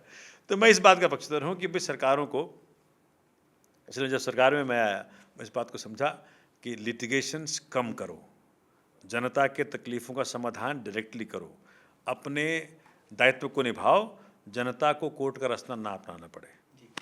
देखिए क्या है कि मेरा एक रूल है, अगर तुम अपने कॉन्शियस में गिल्टी नहीं हो तो तुम गिल्टी नहीं हो, ऑलराइट। चाहे खिड़की वाला केस हो जहाँ के हमने ड्रग माफिया के खिलाफ, मतलब मैं तो चैलेंज करता हूँ, अगर कोई नेता एक काम करके दिखा दे, आज मेरे क्षेत्र में ड्रग माफिया खत्म है, ह्यूमन ट्रैफिकिंग खत्म है, मतलब मेरी क्षेत्र की बेटियां उस वक़्त डरती थी, कपती थी उस गली से गुजरने से, और आज जिसमें कुछ इलीगलिटी मैंने नहीं की, पुलिस मेरे साथ थी। तो अगर नेता ये सोच ले कि हमको इन चीज़ों से पैसा नहीं बनाना, जैसे मुझे याद है कि उस वक़्त मुझे किसी ने बताया कि थाने को वहाँ से लाखों रुपया जाता है। अब बताइए, थाने को जाता है, नेता को जाता है, अगर इन चीज़ों से पैसा कमाना हो तो कुछ और धंधा कर लो ना, पॉलिटिक्स में क्यों आए हो। तो मैं इस बात का पक्षधर हूँ कि जब मैं अपने मन में ठान लेता हूँ कि भैया ये गलत काम है, तो उसके लिए चाहे जेल जाना पड़े, हम काम को बंद कराएंगे। भाई आपका कानून के दायरे में रहकर अगर हम कुछ कर सकते हैं, हमारा कोई भी एक्टिविटी इलीगल नहीं थी, हम पुलिस को साथ ले गए थे, पर अलग बात है कि आपने मेरे खिलाफ केस कर दिया, आज भी केस चल रहा है। और आपके जरिए बता दूं आपके श्रोताओं को कि भैया आज तक वो लड़कियां दिल्ली में नहीं आई वापस, जिनके नाम से कंप्लेंट करा। और ये भी बता दूं कि वो लड़कियां, उनका वीडियो है, एडमिशन है, इंटरव्यू है CNN IBN में उस वक़्त के, कि जी I have been forced to sleep with men for want of food. खाने के लिए मुझे आदमी के साथ सोना पड़ता है। अरे कभी ढंग से देखा होता जनता की तकलीफों को तो देखा होता कि सोमनाथ भारती के किसी भी कार्य में कोई भी इलीगलिटी नहीं है। चाहे वो एम्स की दीवार का मसला हो, उसमें 2 साल की सजा सुना दी वो स्टेट हैवी हाई कोर्ट से। अरे भाई जनता मर रही है। अभी जो एम्स का एक्सेस गौतम नगर से 1 मिनट का हो सकता है, मस्जिद मोड़ से 1 मिनट का हो सकता है। माने किसी को अगर हार्ट अटैक आ गया तो जो एम्स उनकी जमीनों पे बना है उसकी सुविधा लेने के लिए उनको 40 मिनट का चक्कर काटना पड़ेगा। तो जिसको हार्ट अटैक है वो तो मर गया। मैं क्या कर रहा था, एक दीवार बीच में हटती, सुदर्शन सिनेमा रोड से नाले के ऊपर जो वो बना रखा है कबड़ नाला, वहाँ एक्सेस मिल जाता, जनता चली जाती, लोग बच जाते। उसके लिए तुमने मुझे जेल में डाल दिया। मैं कौन सा गलत कह रहा था?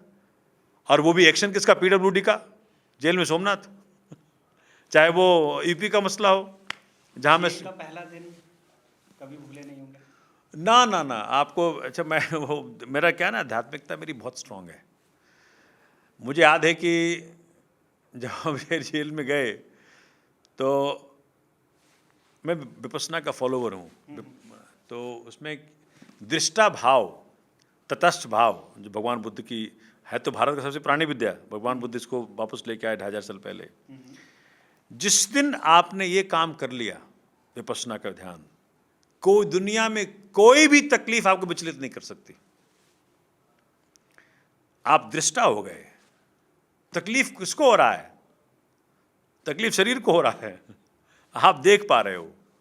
तो आपको इस विद्या के, इस ध्यान के जरिए आप उस स्थिति में पहुंच जाते हैं जहाँ की दुनियावी तकलीफ़ें या दुनियावी अगर कोई अच्छा भी मिल गया, सुख संपत्ति मिल गई, तो परमात्मा के आशीर्वाद से एक ऐसी चीज़ें परमात्मा ने मुझे दे दी हैं, इस पे गुमान नहीं करना चाहिए। उसका आशीर्वाद है कि ना तो सुख में ना तो दुख में विचलित हो पाता हूँ।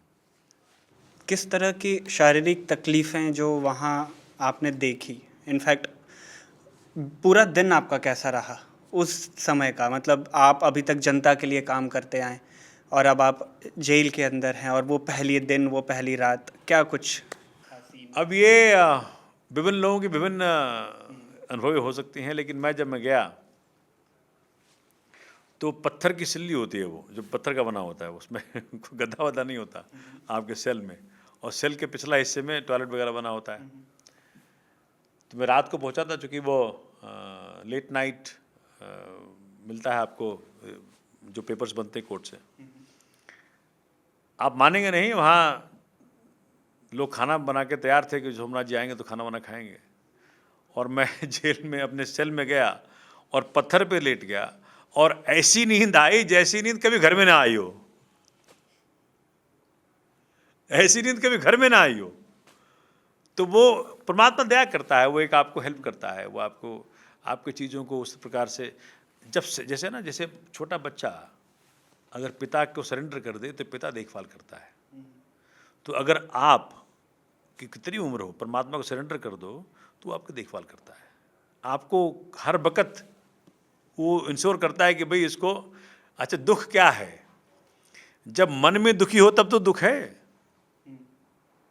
जब मैं छोटा बच्चा था और मैं क्लास में, आपको पता होगा अब लेट हो जाते हैं क्लास में ना, तो स्कूल आने से लेट हो जाते हैं तो टीचर पनिश करता है आपको कि भैया अब तुम 10 मिनट लेट आए हो।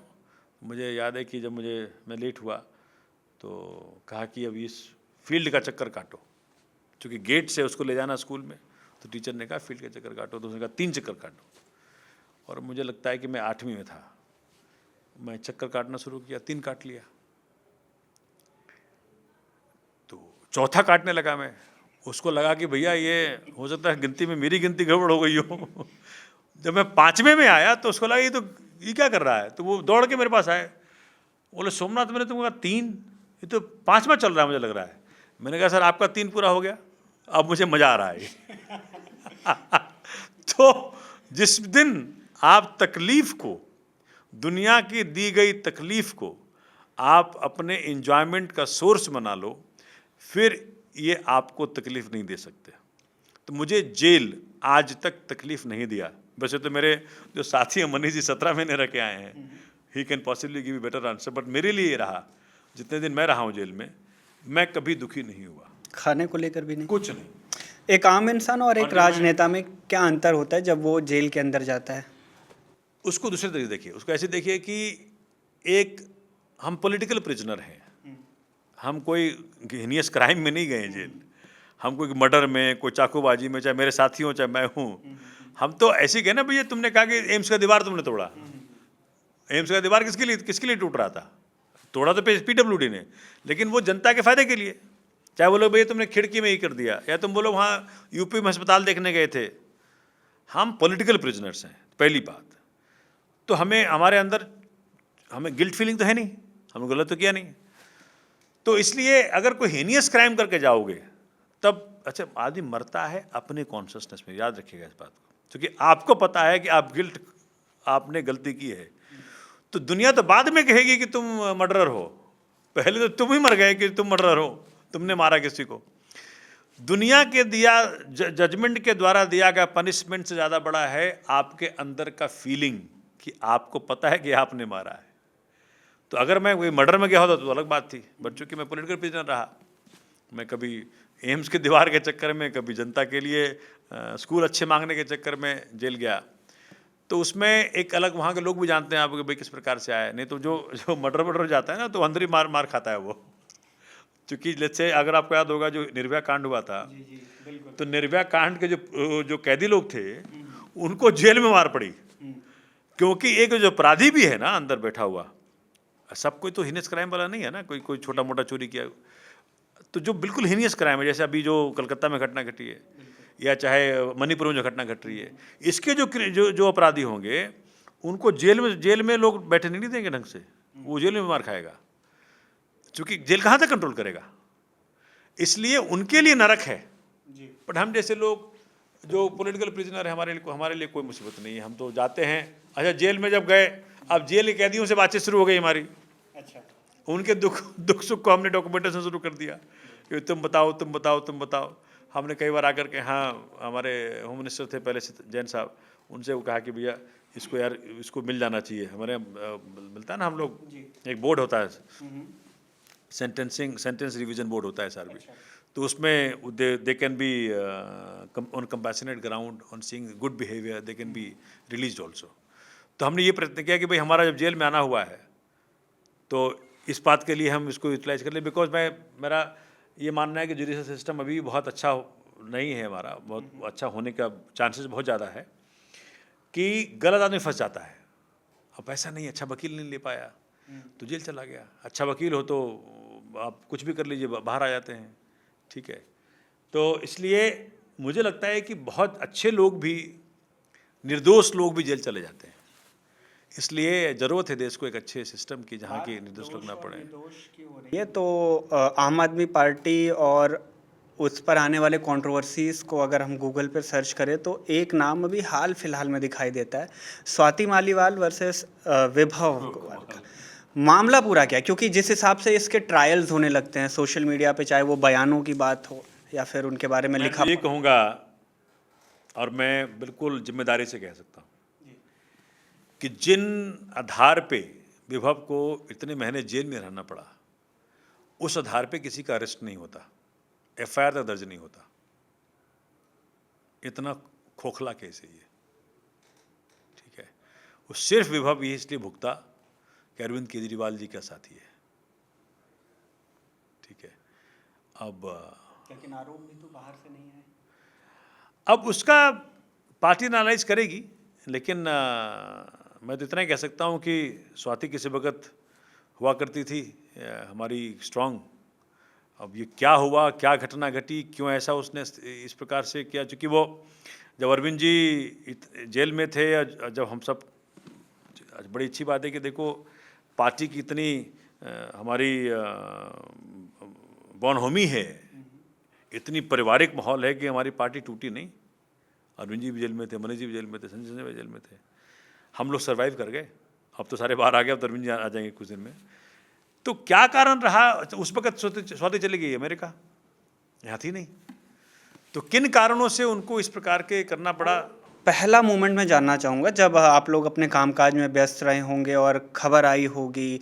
जाहिर सी बात है कि आप लोगों के अपने व्हाट्सएप ग्रुप्स होते होंगे जहाँ ऐसी चर्चाएं होती होंगी, तो जो अविश्वसनीय था ये, बिल्कुल अविश्वसनीय। क्या था वो माहौल? ऐसा एलिगेशन लगना अविश्वसनीय है, क्योंकि विभव और स्वाति तो काफी समय से जानते हैं, आज थोड़ी जानते दूसरे को। मतलब ये तो पार्टी के बनने के पहले के लोग हैं ये। अब ये इसने क्यों ऐसा किया टिकट देने का ऐलान हुआ और उसके बाद ऐसा कुछ मालूम नहीं। थर्ड देखो, पार्टी मैं- एंट्री लगती है। मुझे लगता है कि शायद वो जो एक रिक्रूटमेंट का इन पे लगा था कि भैया आपने इतना रिक्रूटमेंट कर लिया बगैर फॉलोइंग रूल, तो उसका कुछ ईडी बीडी का कुछ केस चलने वाला था या चल रहा होगा, ऐसे दबाव में कुछ इन्होंने काम किया है, ऐसा लगता है मुझे। बात नहीं हो पाई कभी, नहीं, मेरी इनसे बात नहीं हो पाई। खासकर हम अगर सहकर्मियों हमारे बीच कभी कुछ हो तो हम भाई क्या हो गया या क्या मामला है इस बारे मैंने में बात नहीं कभी मेरी हो पाई, चूंकि उनका खास करके मेरे प्रति थोड़ा ज़्यादा मुझे क्रिटिसाइज करते रही हैं पास्ट में। अगर आपको याद होगा कई बार उन्होंने मेरे खिलाफ लिखा है ट्विटर पे, बॉस ने एक बार बोला भी था उनको बुला के कि भैया, तो ये बट ये बड़ा उससे नुकसान भी मुझे लगता है दिल्ली में हमें हुआ, क्योंकि अब क्यों ऐसा किया, मतलब कहीं ना कहीं महिला सुरक्षा का एक चेहरा मानी जाती थी स्वाति मालीवाल, महिलाओं की। मैं बता दूं आपको, जो हमारी पार्टी के साथ गद्दारी किया आज कहीं नहीं है। बता दूं कुछ के नाम अगर पता? वो नाम ना बताऊं अच्छा है, लेकिन वो नुकसान ही पहुंचा उन सबको नुकसान पहुंचा। मतलब देखो, आप कितने बड़े तुरम खां हो, लेकिन पार्टी आपको देती है प्लेटफॉर्म, और इतने सारे कार्यकर्ता, इतनी सारी आइडियोलॉजी हमारे, आप इकट्ठे हैं तो कुछ हैं, अलग हुए तो खत्म हो जाएंगे आप, चाहे कितने तुरम खाओ आप, कुछ नहीं होता। अरे राष्ट्र में सीट मिल जाएगा, क्या कर लोगे तुम उसे? आप पार्टी में रहो तो आप इतना बड़ा प्लेटफॉर्म है, इतना भला कर सकते हो, इतना जगह जा सकते हो, इतने राज्यों में जा सकते हो, इतने लोगों के जीवन छू सकते हो, क्या नहीं कर सकते हो। और पार्टियों में ये फ्रीडम नहीं जो मेरी पार्टी में है। और Arvind Kejriwal ji, in my view, of course he is rigid, he is very rigid person, but he is very democratic also. I mean, छोटे से छोटा कार्यकर्ता को मौका देते हैं कि बोलो। अगर मतलब हो सकता है कि मेरी बात को सर नकार दें और छोटे कार्यकर्ता की बात को ले, उनको वो लॉजिकल ज़्यादा लगता है, बट वो आपको समझाने के, आपसे पूछेंगे, समझाएंगे। परिवार में देखो मुखिया हैं तो मुखिया का तो प्रोसेस चलना चाहिए ना जी, बिल्कुल, नहीं तो कैसे चलेगा, घर नहीं चल पाएगा आपका। बात आपने की इकट्ठा होने की, एक साथ होने की। चुनाव आने वाले हैं, दिल्ली में विधानसभा के भी और हरियाणा के भी चुनाव चल रहे हैं। अभी चर्चाएं चल रही हैं गठबंधन को भी लेकर के। अभी हमने देखा लोकसभा का जब चुनाव हुआ तो जिस तरह से गठबंधन में आम आदमी पार्टी, कांग्रेस और इंडिया ब्लॉक के सारे पार्टीज रहीं। गठबंधन लोकसभा के चुनाव में और राज्यसभा के चुनाव में कितना मायने रखता है? दोनों चुनाव में ये मायने बदलते हैं इसके? इसका कभी भी मुझे लगता है कि देखो, हम क्यों गठबंधन में हैं। भाजपा हमें राजनीतिक तरीके से नहीं हैंडल करना चाहती। भाजपा हमें कानून के दुरुपयोग से, एजेंसियों के दुरुपयोग से हैंडल करना चाहती है। दिल्ली की डेमोक्रेसी खत्म कर देना चाहती है, हिंदुस्तान डेमोक्रेसी खत्म कर देना चाहती है, इसलिए हम गठबंधन में हैं। आज पूरे देश में विभिन्न विचारधाराओं के पार्टियां गठबंधन में है, एक ही कारण है कि भाजपा जैसी पार्टी इस देश में पहले नहीं आई, जो मतलब फंडामेंटल स्ट्रक्चर को डैमेज कर दे। तो क्या करोगे इलेक्शन? अब सोचिए, आज की तारीख में भी क्या इलेक्शन है। अगर इलेक्शन कमीशन को सिलेक्ट करने वाली पार्टी की बॉडी में 3 मेंबर हैं, पहले उसमें हुआ करते थे प्रधानमंत्री जी, CGI साहब, chief justice of India, LOP, 3 लोग थे। माननीय प्रधानमंत्री जी ने पार्लियामेंट के जरिए CGI को हटा करके कर दिया नॉमिनी ऑफ प्राइम मिनिस्टर। तो अगर 3 में 2 आप ही रहेंगे तो फिर क्या इलेक्शन कमीशन का इंडिपेंडेंस होगा? मतलब मैं तो अभी खुल्लम खुल्ला देखा अपने चुनाव में कि कैसी बायस थी इलेक्शन कमीशन पूरे प्रोसेस में। मेरी गाड़ी 13 बार सर्च की गई, 13 टाइम्स। काहे को सर्च कर रहे हो? क्या मिल गया तुम्हारे पहली बार गाड़ी में? क्या मिल गया? मैंने कहा भैया पैसा मेरे पास नहीं, भाजपा के पास है, वहाँ जाओ, वहाँ ढूंढ ले, मिल जाएगा तुमको। वहाँ ढूंढी नहीं, वहाँ एक बार सर्च नहीं कर रहे हो, क्यों? प्रोटेक्शन प्राप्त है भाई। लेट सी, सोमनाथ आएगा जाएगा, पार्टियां आएंगी जाएंगी, देश रहना चाहिए भाई, डेमोक्रेसी रहना चाहिए। इस देश को बड़े मुश्किल से लाया है। भगत सिंह से फांसी पे चढ़े, डॉक्टर अम्बेडकर हों, अशफाकुल्ला खां हों, लाला लाजपत राय हों, इतने लोगों ने, इतने लोगों ने कुर्बानियां देश के लिए दी हैं भैया। हम क्या चीज़ हैं? हमारा मरना स्वीकार होना चाहिए, देश की डेमोक्रेसी रहनी चाहिए। डर लगता है? ना। एक तरफ आप कहते हैं कि भारतीय जनता पार्टी जैसा आरोप लगाते आ रहे हैं आप लोग कि ये बॉडीज़ को अपने कंट्रोल में लेकर के एक्शन लेती हैं।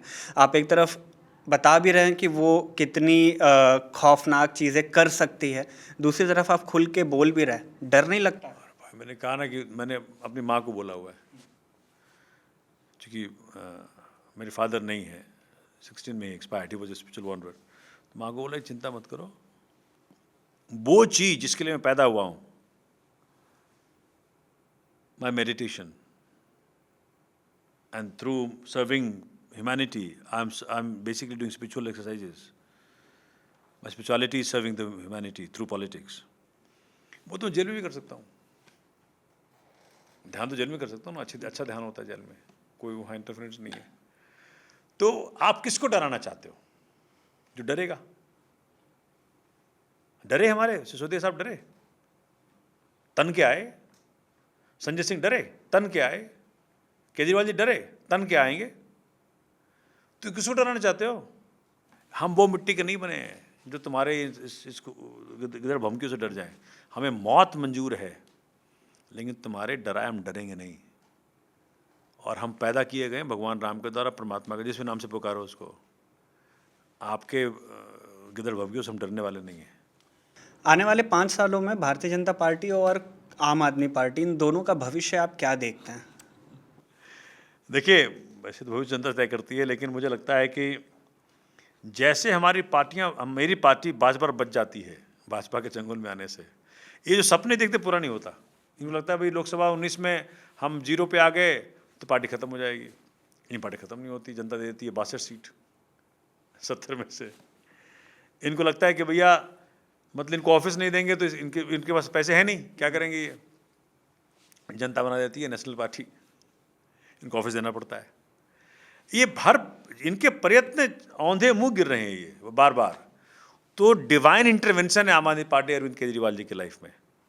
इसलिए आम आदमी पार्टी कभी भी इनके खत्म किए खत्म नहीं हो सकती।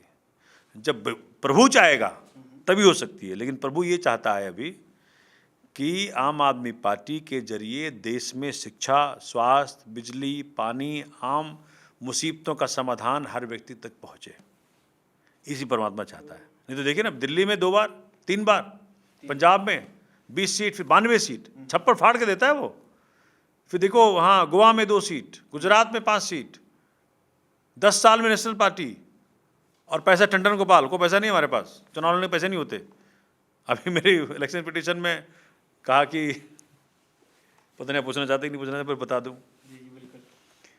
हमने चैलेंज कर दिया इलेक्शन। तो हमने कहा कि भैया ये जो ईवीएम्स रिलीज करने आए वो लोग, कि भाई ईवीएम रिलीज कर दिया, इलेक्शन कमीशन ने चाहा कि भाई ईवीएम रिलीज कर दें, हमको और चुनाव यूज करना है। वैसे तो मैंने कहा कि भैया तुम्हारे पास ईवीएम इतने सारे हैं, भाई अंटिल नेक्स्ट जनरल इलेक्शन आपको you have enough EVMs across the country, but still मैंने कहा मतलब ये जो ईवीएम का डेटा है अगर उसको आप डंप करवा दीजिए हार्ड डिस्क पर, ईवीएम दे दीजिए उनको, doesn't matter, so that we can access it later as and when required during the pendency of the petition. तो मुझे कहा गया कि सोमनाथ जी आपको ना 40,000 रुपया गुने 1500 ईवीएम, मतलब 6 करोड़ देना पड़ेगा। तो मेरे मन में आया कि भैया अगर इसमें से थोड़ा पैसा भी हमारे पास होता तो चुनाव शायद हम और अच्छा कर पाते और हो सकता है निकाल भी लेते, क्योंकि 40,000 वोट से क्या है। तो मैं ये देख पाता हूँ कि हमारे पास सबसे बड़ी कमजोरी कह दें, स्ट्रेंथ कह दें, हमारे पास पैसा ना होना है। ना होना भी स्ट्रेंथ ही है एक तरह से, क्योंकि हम लड़ पाते हैं। आप 3 चुनाव जनता ने जीता है मेरे क्षेत्र में। अगली चुनाव के लिए क्या तैयारी है फिर? जैसे गांधी जी ने कहा था ना कि my life is my message. उन्होंने कहा, किसी ने पूछा था उनसे कि आपके मैसेज क्या है, तो कहा मेरा जीवन ही मेरा मैसेज है, मेरा काम ही मेरा राजनीति है, तैयारी है, कोई एक्स्ट्रा तैयारी नहीं है। रोज़ सवेरे 5 बजे उठता हूँ, रात के 2 बजे तक काम करता हूँ, सिर्फ 3 घंटा सोता हूँ और सवेरे से लेकर रात तक लगा रहता हूँ। और पता नहीं आपको मालूम है कि नहीं, मेरा चूँकि सबसे मुश्किल चीज़ क्या होता है जनता के लिए, कैसे पहुँचूँ। नेताजी जीत गए, जितने बड़े तो पर छू रहे थे, लेकिन जीतने के बाद कैसे पहुँचूँ। हमने क्या टेक्नोलॉजी का इस्तेमाल किया, हर घर से एक एक व्यक्ति को लेके हमने बना दिया मोहल्ला सभा। और मोहल्ला सभा में इस वक्त उसको आगे बताता हूँ क्या किया हमने। हर घर को 24/7 सर्विस देने के लिए हमने बनाया मोहल्ला व्हाट्सएप ग्रुप्स। आप यहाँ स्टूडियो में हैं, वक्त कहाँ है आपको जाने का, जाओगे तो नहीं तो पता नहीं मिले ना मिले। यहीं बैठे बैठे अपना नाम लिखा, एड्रेस नंबर लिखा और लिख दे समस्या, कि अम्मा ने फ़ोन किया था आपको कि बेटा बाहर गड्ढा है, उसे ठीक करा, आप कहाँ मिलोगे, लिख दिया, बाकी हमारा काम। 24 घंटे में समाधान दे रहा हूँ मैं आपको घर बैठे। So I became available to everybody, every individual, right from your comfort zone. आप ऑफिस में बैठे हो, घर बैठे हो, हम लंदन में हो, अमेरिका में हो, व्हाट्सएप सबके पास है आज, अमीर का गरीब का। WhatsApp is great equaliser, I am telling you, everybody has got access. तो इंदिरा कैंप के झुग्गियों में भी, वाल्मीकि कैंप के झुग्गियों में भी बैठे लोग, हर झुग्गी का एक नंबर हमारे से जुड़ा हुआ है। और जो नीति बाग में है, जो सदर एन्क्लेव में है, जो ग्रीन पार्क में, उनका भी नंबर जुड़ा हुआ है। तो ये सुविधा जो मैंने शुरू की, इसको मैंने कहा होम डिलीवरी ऑफ MLA/काउंसलर सर्विसेज। आपको कहीं जाने की जरूरत नहीं है। वैसे मैं मिलता हूँ, खूब मिलता हूँ, ऑफिस में बैठता भी हूँ, लेकिन आप जहाँ हैं वहीं से आप मुझे आदेश दे दीजिए, यही मेरी तैयारी है। आम आदमी पार्टी गठबंधन में कॉम्प्रोमाइज भी बहुत करती है। क्या है ना बाबू कि वो अभी ऑब्जेक्टिव कुछ और है। ऑब्जेक्टिव है कि जो अनडेमोक्रेटिक, अनकॉन्स्टिट्यूशनल तरीके से बीजेपी काम, अच्छा बीजेपी एज ए पार्टी ऐसी कभी नहीं रही। ये तो मोदी जी और अमित शाह साहब ने गड़बड़ किया है सारा आखिर के। उनके पार्टी में बड़ा आज मारामारी है, उनके पार्टी में किसी की आवाज़ नहीं होती। तो ये जो किया है इन लोगों ने कि अनकॉन्स्टिट्यूशनल, अनडेमोक्रेटिक तरीके से भारत को रन करना चाहते हैं, डेमोक्रेसी की धज्जियां उड़ाना चाहते हैं, उसके कारण गठबंधन में हम हैं। ठीक है, उनके साथ भी हैं जिनके विरोध में हम लड़ते हैं जगह जगह। तो जो पॉलिटिक्स में क्या है कि there is no permanent friend, there is no permanent enemy. भाई वी हैव अ ऑब्जेक्टिव। अरे भाई जब रहोगे तभी तो आगे सेवा करोगे, पहले बच तो लो। ऑलराइट, इसीलिए अब बस जनता ने दे दिया मैंडेट ना उनको, 303 से ला दे 240 पे। अभी आपने कहा कि भारतीय जनता पार्टी ऐसी नहीं थी, नरेंद्र मोदी और अमित शाह की वजह से ऐसी हुई। तो ये तमाम सवाल भी लगातार उठते हैं कि अभी इस बार भी उठा था रिटायरमेंट को लेकर के, प्रधानमंत्री नरेंद्र मोदी की बात हो रही थी। ये कहा गया कि शायद इसके बाद अगला चुनाव वो बतौर प्रधानमंत्री नहीं उतरेंगे या नहीं रहेंगे। तो आपने चूँकि जब से प्रत्यक्ष आम आदमी पार्टी के साथ आपने राजनीति शुरू की, लगभग कुछ दिन बाद 14 से ही बीजेपी का भी एक नया रूप आया सामने। आपने अपने राजनीतिक पूरे प्रैक्टिस के साथ, पॉलिटिकल प्रैक्टिस के साथ आपने वो भी देखा, और क्योंकि आप एक वकील भी हैं और आपने चीज़ों को समझा भी है, लोगों को भी समझते हैं। भारतीय जनता पार्टी की पूरी राजनीति जो बीते 10 सालों में हमने देखी, आप उससे क्या समझ रखते हैं? मुझे लगता है कि यूजुअली ये बड़े इनसिक्योर लोग हैं। इनको लगता है एन के इन प्राकृतिक सत्ता में रहो, छोड़ो मत। चूँकि इन्होंने ऐसे ऐसे गलतियां की हैं सत्ता में रहने के दौरान कि जब ये हटेंगे तो लोग उनके पीछे पड़ेंगे। वो सब ताक लगाए बैठे हैं। और on the other hand Arvind Kejriwal साहब को जब सत्ता मिली, वो स्कूल बनाने लग गए, अस्पताल बनाने लग गए, वो बिजली पे माफ़ी कर दी, पानी पे माफ़ी कर दी, वुमेन सिक्योरिटी के लिए बसेस फ्री कर दी, वुमेन एम्पावरमेंट के लिए बसेस फ्री कर दें। तो इनसिक्योर लोगों से भला नहीं हो सकता। मैंने पहले भी बात कही थी। जो व्यक्ति अंदर से सिक्योर है, जो व्यक्ति ध्यान का साधन अपनाता है, गुफा में बैठ करके ड्रामा करना अलग बात है, और रोज जिंदगी में ध्यान रेगुलर फीचर रखना एक अलग बात है, जनता के प्रति समर्पित रहना एक अलग बात है। ठीक है, मेरे पास वो करोड़ों रुपए वाला विज्ञापन वाला आदमी नहीं है हमारे पास। मैंने कोई वीडियो बनाने वाला आदमी नहीं होता मेरे पास। नहीं तो इतनी ऐसी चीज़ें करते हैं हम लोग कि अगर जनता के सामने आ जाए तो पता नहीं क्या हो जाए। मतलब जनता के लिए क्या क्या नहीं कर लेते हैं। मतलब आप समझें कि मेरा एक हो गया है कि अगर कोई व्यक्ति एक समस्या लेके आ जाए तो एन केन प्राकरेन जो करना पड़े मैं करूँगा। रात को 12 बजे एक बिहार से कोई व्यक्ति आ गया रात को 12 बजे कि जी सोमनाथ जी मेरी माता का देहांत हो गया और 12 लाख अस्पताल मांग रहा है। तो आपके जरिए बता दो जनता को कि कोई भी हॉस्पिटल किसी की भी डेड बॉडी को रख नहीं सकता in lieu of money, for money, for pendency of payment of dues. Right, there is no lien to the dead body. तो मैं खुद गया अस्पताल में, नाम नहीं लूंगा, और जा करके उनकी बॉडी को निकाल के कंधे पे लेगा, बोला चल घर चलते, करके देखो 12 लाख रुपए बच गया उसका। आप रिकवर करते रहिए, सिविल सूट डालिए। वो व्यक्ति मतलब बिहार में पता नहीं कहाँ कहाँ बोल दिया, कहाँ कहाँ से मुझे फ़ोन आता है कि उसका आपने घर बचा लिया, उसकी बहन की शादी होने वाली थी, वो शादी टूट जाती है अगर पैसा सब खत्म हो जाता है। तो ये जो चीज़ें हैं ना, ये अंदर से एक आध्यात्मिक ऊर्जा कारण होता है। ये बहुत कमी है बीजेपी में, बहुत कमी है। बीजेपी में या बीजेपी के टॉप लीडरशिप में? मैं कह सकता हूँ कि अब टॉप लीडरशिप में बहुत कमी है, बहुत कमी है। अच्छा, मैं आपके जरिए प्रार्थना भी करना चाहता हूँ मोदी जी को। आप प्रधानमंत्री हैं अभी, आप क्यों नहीं इस चेयर को ऐसा इस्तेमाल करिए, लोगों के दुखों को हरने के लिए इस्तेमाल करिए कि लोग मतलब अच्छे स्कूल बना दीजिए, अच्छे हॉस्पिटल बना दीजिए, एम्प्लॉयमेंट दे दीजिए, हर घर में खुशी आ जाए। क्यों नहीं करते हैं आप ऐसा? ऐसा करना चाहिए आपको जिस पे बैठे।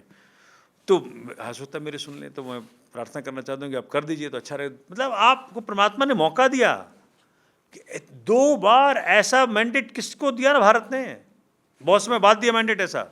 नहीं तो वो कोलिशन सरकार बन रही थी, देवेगौड़ा जी से लेकर गुजराल साहब से लेकर के यही बन रही थी। आपको मौका मिला, आप तो पता नहीं 7वें आसमान पर होते, अच्छे कामों के लिए, खराब कामों के लिए नहीं। अरे केजरीवाल को कन्विक्ट कर देते तब जेल में डालते, बगैर कन्विक्शन के। वो आदमी कहाँ जा रहा है भाई? सुधीर साहब कहाँ चले जाएंगे? आपने दिल्ली की शिक्षा को रोकने का प्रयत्न किया 17 महीने तक। जिन घरों के बच्चे IIT में गए, मेडिकल में गए, जिन बच्चों को फ्री कोचिंग मिला, जिनकी जिंदगियां बनी, आपने रोकने का काम किया। उनकी आह लगेगी आपको। जिनके इलाज हुए, फरिश्ते स्कीम चल रहा था हमारे, आपको पता नहीं मालूम है कि नहीं, इसमें कि NCR रीजन में कोई व्यक्ति कहीं एक्सीडेंट हो जाए, पूरा खर्चा प्राइवेट का, जहां पहले एडमिट कराओगे पूरा खर्चा दिल्ली गवर्नमेंट उठाती है। उसको रोकने का प्रयत्न कर रहे हैं आप। अगर निर्भया के वक्त ऐसा स्कीम होता जो कांग्रेस सरकार में दिल्ली में थी कि भाई आप उठा के एडमिट करा दो कहीं भी, हम खर्चा उठाएंगे, दिल्ली सरकार खर्चा उठाएगी, बच जाती, आज निर्भया ही होती। ऐसे स्कीमों को रोक करके किस की आह नहीं लगेगी आपको। और आह में बहुत ताकत होती है। अरे आप दुआएं कमाएं, बद्दुआएं ना कमाएं। तो लग रहा है बद्दुआएं कमा रहे हैं। बिल्कुल कमा रहे हैं, और इतने बड़े पद पे बैठे हैं, और मेरे से उम्र में बड़े हैं। मैं तो हाथ जोड़ के प्रार्थना करना चाहता हूँ, क्योंकि आत्माओं का उम्र नहीं होता। जो आत्मा आप में, वो आत्मा मेरे में है। जो भगवान ने आपको बनाया, वो भगवान हमको बनाया। तो करीब हम लोग सब, हमारे एंटिटी डिवाइन है, हम तो शरीर में आए हैं। तो काहे को इस प्रकार से हरकत करें जिससे कि हम लोगों को बद्दुआएं कमाएं। पुरानी बीजेपी और नई बीजेपी में आपको मैं अगर कहूँ कुछ खास अंतर? अरे बाबा, अटल जी का बीजेपी ऐसा बीजेपी कि कांग्रेस ने अटल जी को UN भेजा। उनके अपने पार्टी में भी लोग होंगे। Atal ji was liked by, उनके अपने भी मुसीबतें थी, अलग बात है, लेकिन Atal ji was liked by every party. Sushma Swaraj ji, हमारे हमारे कॉम्पिटिटर की माँ, इतनी अच्छी थी पॉलिटिकली लोगों के लिए। तो ऐसे शख्स अब नहीं है बीजेपी में, अगर हैं तो दबे हुए बेचारे, क्या करें। नितिन जी बड़े अच्छे हैं, गडकरी साहब बड़े अच्छे हैं, बहुत अच्छा आदमी है, अगर ये अच्छा चॉइस बीजेपी में होता, लेकिन वो उनकी अपनी अंदरूनी मामला है भाई, वो तो वो फैसला करेंगे। लेकिन नितिन गडकरी लोग बहुत पसंद करते हैं, मतलब he has earned this. Nitin Gadkari साहब ने अर्न किया है ये स्टेचर कि और हर पार्टी के लोग पसंद करें उनको। योगी आदित्यनाथ वो नहीं अर्न कर पाए, अर्न नहीं कर पाया, मतलब हर पार्टी का उनके कुछ अच्छाइयाँ हैं, इनसे बेटर हैं, लेकिन वो अर्न नहीं कर पाए इस प्रकार की कि भाई हर कोई उनको पसंद करे, क्योंकि वो मतलब उनके अपने कानून ने बुलडोजर कानून बना दिया। अरे भैया देश चलेगा संविधान से, सीआरपीसी से, आईपीसी से, क्योंकि इन चीज़ों में she can not give so much a power in a person, because person is वो अस्खलनशील है एक आदमी। अगर आदमी में इतना पावर देंगे कि भाई तुम ही फैसला करो, तुम ही कोर्ट, तुम ही जज, तुम ही वकील, कोई ट्रायल नहीं होगा, बस तुम ही फैसला कर लो भाई आज इसका मकान गिरा दो, अरे ऐसे थोड़ी चलेगा। इस देश ने, आई वॉज टोल्ड कि more than 3 crores be spent, India spent on trial of Ajmal Kasab, जो कि सबने खुले देखा टीवी पे। That was the fittest case, अगर हम सोचें इस प्रकार से, fittest case to be tried not in a court of law, he should have been hanged right at the chowk. हम सबने देखा जो बंदूक चलाते हैं, क्या रह गया था उसमें। बट इवन देन, चूंकि इंडिया कानून से चलने वाला देश है, इसलिए उसको कोर्ट ऑफ लॉ में ट्राई किया गया, और पूरे प्रोसेस में उसको वकील मिला जिसने डिफेंड करने का प्रयत्न किया उसको। कोर्ट ऑफ लॉ से चलने वाला देश है India. Ajmal Kasab was the fittest case to be tried not in a court of law, in the public. Hang करो उसको, सबने देखा उसने गोलियां चलाई फिर। लेकिन योगी साहब को समझना चाहिए कि आप एक चुने हुए मुख्यमंत्री हैं, आप एक राज्य के मुख्यमंत्री है। भारत डेमोक्रेटिक देश है, ये चलता है कानून से, संविधान से। उसमें संविधान में कोई प्रोविजन थोड़ी है कि ये बुलडोजर चलाओगे, या तो लिखवा दीजिए। अभी आप सीआरपीसी बनवाया, माननीय मोदी जी ने बनाया, आईपीसी बनाया, तो उसमें लिखवा देते कि एक पनिशमेंट ये भी होगा कि भाई पहले आदमी को बंद करो, साथ में बुलडोजर चला दो। 2029 के लोकसभा चुनाव की मैं बात करूं, 24 की भी कर लेता हूं। 24 पे जिस तरह से पूरी ये गठबंधन की सरकार बनी, एक शॉर्ट कमेंट इस पे भी लेंगे और इस पे भी लेंगे कि 2029 में आप क्या देखते हैं, चाहे वो भारतीय जनता पार्टी को देखते हों। पहले भारतीय जनता पार्टी की बात करते हैं। बीजेपी सरकार नहीं बनेगी। क्यों? ये इनका डाउनफॉल शुरू हो गया है। एक फैंटेसी बिल्ड किया था मोदी जी ने, बट वो सब खत्म हो गया। सहने का एक लिमिट होता है। अब जो आदमी इनका वोटर था, घर में नौजवान बेटा बगैर नौकरी का बैठा है, एमए है, एमटेक है, बीटेक है, नौकरी नहीं है, घर में झगड़े हो रहे हैं, खाने को रोटी नहीं है, नौकरी नहीं लग रही, महंगाई बढ़ती जा रही, तो उसको कैसे तुम नकार दोगे? तो इसलिए ये जो फैंटेसी एक इनकी आई थी कि भाई हम 2 करोड़ नौकरियां देंगे और भारत को सबसे अव्वल नंबर पहुंचा देंगे और वुमेन सिक्योरिटी टफ हो जाएगा, मतलब मणिपुर जैसा कांड हम सबको शर्मसार कर गया। मुझे रोना आया, मैं रोया। क्यों नहीं रोए वो? क्यों मोदी जी नहीं गए मणिपुर? अभी तक जल रहा है मणिपुर, क्यों नहीं रोके? भाई आप प्रधानमंत्री हैं, आपका सब कुछ है, एयरफोर्स भी है, आर्मी भी है, नेवी भी है, मणिपुर की पुलिस भी है, असम पुलिस भी है, सब कुछ है आपके पास। अब जाते वहाँ बैठ जाते, बोले मुझे मारो, बनते गांधी ना, गांधी बन जाते। गांधी गए थे वहाँ, गए थे ना नौकरी, कहते मुझे मारो। अगर आप में इतनी चूँकि आप कहते हैं कि आप बायोलॉजिकल नहीं है, तो आप चले जाते वहाँ, जाके बैठ जाते बीच में, बोले मारो मुझे, मेरे इलाज पे चलोगे तब बनेगा।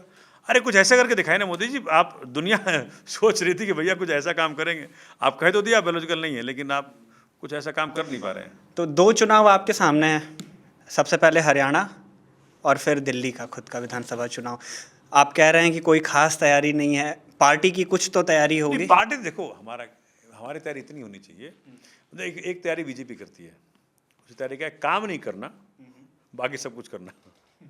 समस्या का समाधान नहीं करना, बाकी सब कुछ करना। मतलब वोटर लिस्ट में लोगों के नाम कटवा दो, जानबूझ के पता करो भाई कौन सा ये लोग किसको वोट करते हैं। ऐसे बहुत बहुत बहुत मिल जाएंगे इंस्टांसेस, अभी मेरे चुनाव में मिल गए। आप इलेक्शन कमीशन के जरिए कुछ और करो, मतलब हर कुछ करेंगे चुनाव जीतने के लिए, काम नहीं करेंगे। और हमारा क्या है? हम काम करेंगे और कुछ भी नहीं करेंगे। तो हमारा काम करेंगे और काम को घर घर पहुंचा देंगे, हमारी ही तैयारी, और कुछ नहीं तैयारी। मैं दोनों चुनाव में आपकी तरफ से कुछ एक मैं आप कह लो कि भविष्यवाणी कह लो, आप अपने एक्सपीरियंस के दम पे हरियाणा और दिल्ली दोनों विधानसभा चुनाव पे आपके इंट्यूशंस क्या कहते हैं, चाहे वो सीट। दिल्ली में आम आदमी पार्टी 70 सीटों का चुनाव रहेगा, हम क्लोज रहेंगे 70 के 70। इस बार ऐसा दिल्ली माहौल है। हरियाणा में क्या आंकड़े बैठेंगे? हरियाणा में will be in a good position, in a good position. जनता बहुत पसंद कर रही है हमें। वो तो इसलिए केजरीवाल जी को रिलीज़ नहीं कर रहे हैं। केजरीवाल हरियाणा का लाल है। जब जाएंगे तो हाँ बिल्कुल, जब बोलेंगे तो हाँ जनता खड़ी है केजरीवाल को स्वीकार करने के लिए।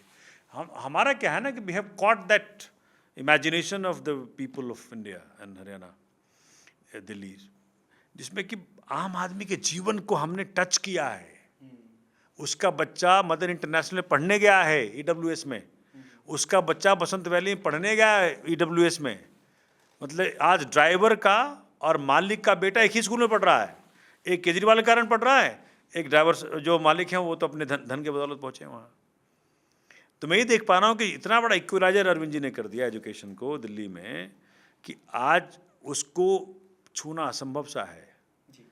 एक ही पॉलिटिकल पार्टी अरविंद केजरीवाल का, जिसने आज तक एक ही चीज़ सोचा कि हमारी जनता मजबूत कैसे बने। मैं ये देख नहीं पाता हूँ कि और कोई पॉलिटिकल पार्टी इस प्रकार सोचती है कि जनता पढ़ लिख जाए, जनता स्वस्थ हो जाए, जनता एम्पावर्ड हो जाए, जनता के जवान में के मुंह में जवान आ जाए, सवाल करे। हम चाहते हैं सवाल करे, जनता हमसे पूछे सवाल। नहीं तो फिर हमारे आईआईटी का होने का, सुप्रीम कोर्ट के वकील होने क्या फ़ायदा है भाई? कोई चैलेंज ही नहीं है तो क्या फ़ायदा है? अगर हमको लड़ा बड़ा करके चुनाव जीतना हो तो क्या फ़ायदा है? इसलिए ये जो चीज़ आम आदमी पार्टी को काउंटर करने के लिए ही काम करना पड़े किसी को भी। आप हमसे बेहतर काम करके दिखाओ। हम बोले सोमनाथ भारती 20 घंटे काम करता है, आप 22 घंटे करो। आप सोचो कि बगैर काम किए हम मेरे पैर काटोगे, मेरे हाथ काटोगे, तो जनता देख रही है। तो सर अब फटाफट से एक काफ़ी लंबी बातचीत हो गई, अब एक रैपिड फायर राउंड फटाफट से करते हैं। इसके 2 कंडीशंस है। पहला तो एक इसका रूल ही है। रूल ये है कि हम आपको कुछ लोगों के नाम बताएंगे। इन लोगों का नाम सुनते ही आपके दिमाग में जो पहली चीज़ आती हो, पहली चीज़ जो भी इनके लिए। कुमार विश्वास टैलेंटेड आदमी है, साहित्य में बहुत होल्ड है, लेकिन धैर्य नहीं है। राहुल गांधी बहुत सिंपल आदमी है, बट बहुत ऐसे लोगों से घिरे हुए हैं जो कि इनको काम नहीं करने दे रहे। सोनिया गांधी अच्छी माँ है। Raghav Chadha He's trying to be, I mean, for us he's an asset. Atishi She's a very good human being and very good educationist and very good friend. Swati Maliwal She had that fire within, and she can do good if she gets a good company. Company भी आपकी ही थी sir. अच्छा किया जब तक हमारे साथ थी। Narendra Modi He was gifted by the God. Two occasions where he could have been miraculously loved by everybody, but he missed the chance. Amit Shah He's a good strategist for BJP. Yogi Adityanath He can be better. Mamata Banerjee Fighter. Nitish Kumar He earned name, and at one point of time he was seen as a solution of problems in Bihar, but he lost the chance. ये तो हो गई sir इन लोगों की बात। अपने बारे में आप क्या सोचते हैं? मैं ये सोचता हूँ कि परमात्मा ने मुझे एक मौका दिया है। चूँकि हर व्यक्ति परमात्मा स्वरूप है और मैं जितनी भी इनकी सेवा कर पाऊँ, मैं अपना आपको सौभाग्यशाली मानूंगा। और आईआईटी का प्रोडक्ट हूँ, जनता के पैसे से पढ़ा हूँ, जनता के पैसे चलती है आईआईटी। इतनी कॉस्टली एजुकेशन, बहुत कम पैसे में शिक्षा मिल जाती है आईआईटी की। वकील हूँ, तो अपने सारे हुनर को और जीवन के एक एक क्षण को हर व्यक्ति को परमात्मा स्वरूप मान के सेवा करने में लगाता हूँ। और संभावना है कि परमात्मा जरूर और कोई अच्छा मौका देगा जिससे कि हम और बड़े स्तर पे जनता की सेवा बड़े फास्ट कर सकें। तो अभी आप इस पूरी बातचीत को सुने हैं। बातचीत में आम आदमी पार्टी के नेता, दिल्ली विधानसभा के सदस्य और एक प्रखर वक्ता, कई सारे मुद्दों पर बात हुई, कई चीज़ों पर बात हुई। कुछ ऐसी भी चीज़ें थीं जिन्हें आप पहली बार यहाँ सुन रहे हैं, कुछ ऐसी भी चीज़ें थीं जिन्हें आप सुनकर खुश भी हुए होंगे और सवाल भी आए होंगे। खुश हुए तो उनकी तारीफ़, और अगर मन में सवाल आए तो वो सवाल आप कमेंट बॉक्स में ज़रूर डालें। बाकी वीडियो कैसी लगी आप इसे लाइक, कमेंट, शेयर करके हमें ज़रूर बताएं, और ऐसी ही खबरों में बने रहने के लिए आप इन खबर को सब्सक्राइब ज़रूर कर लें।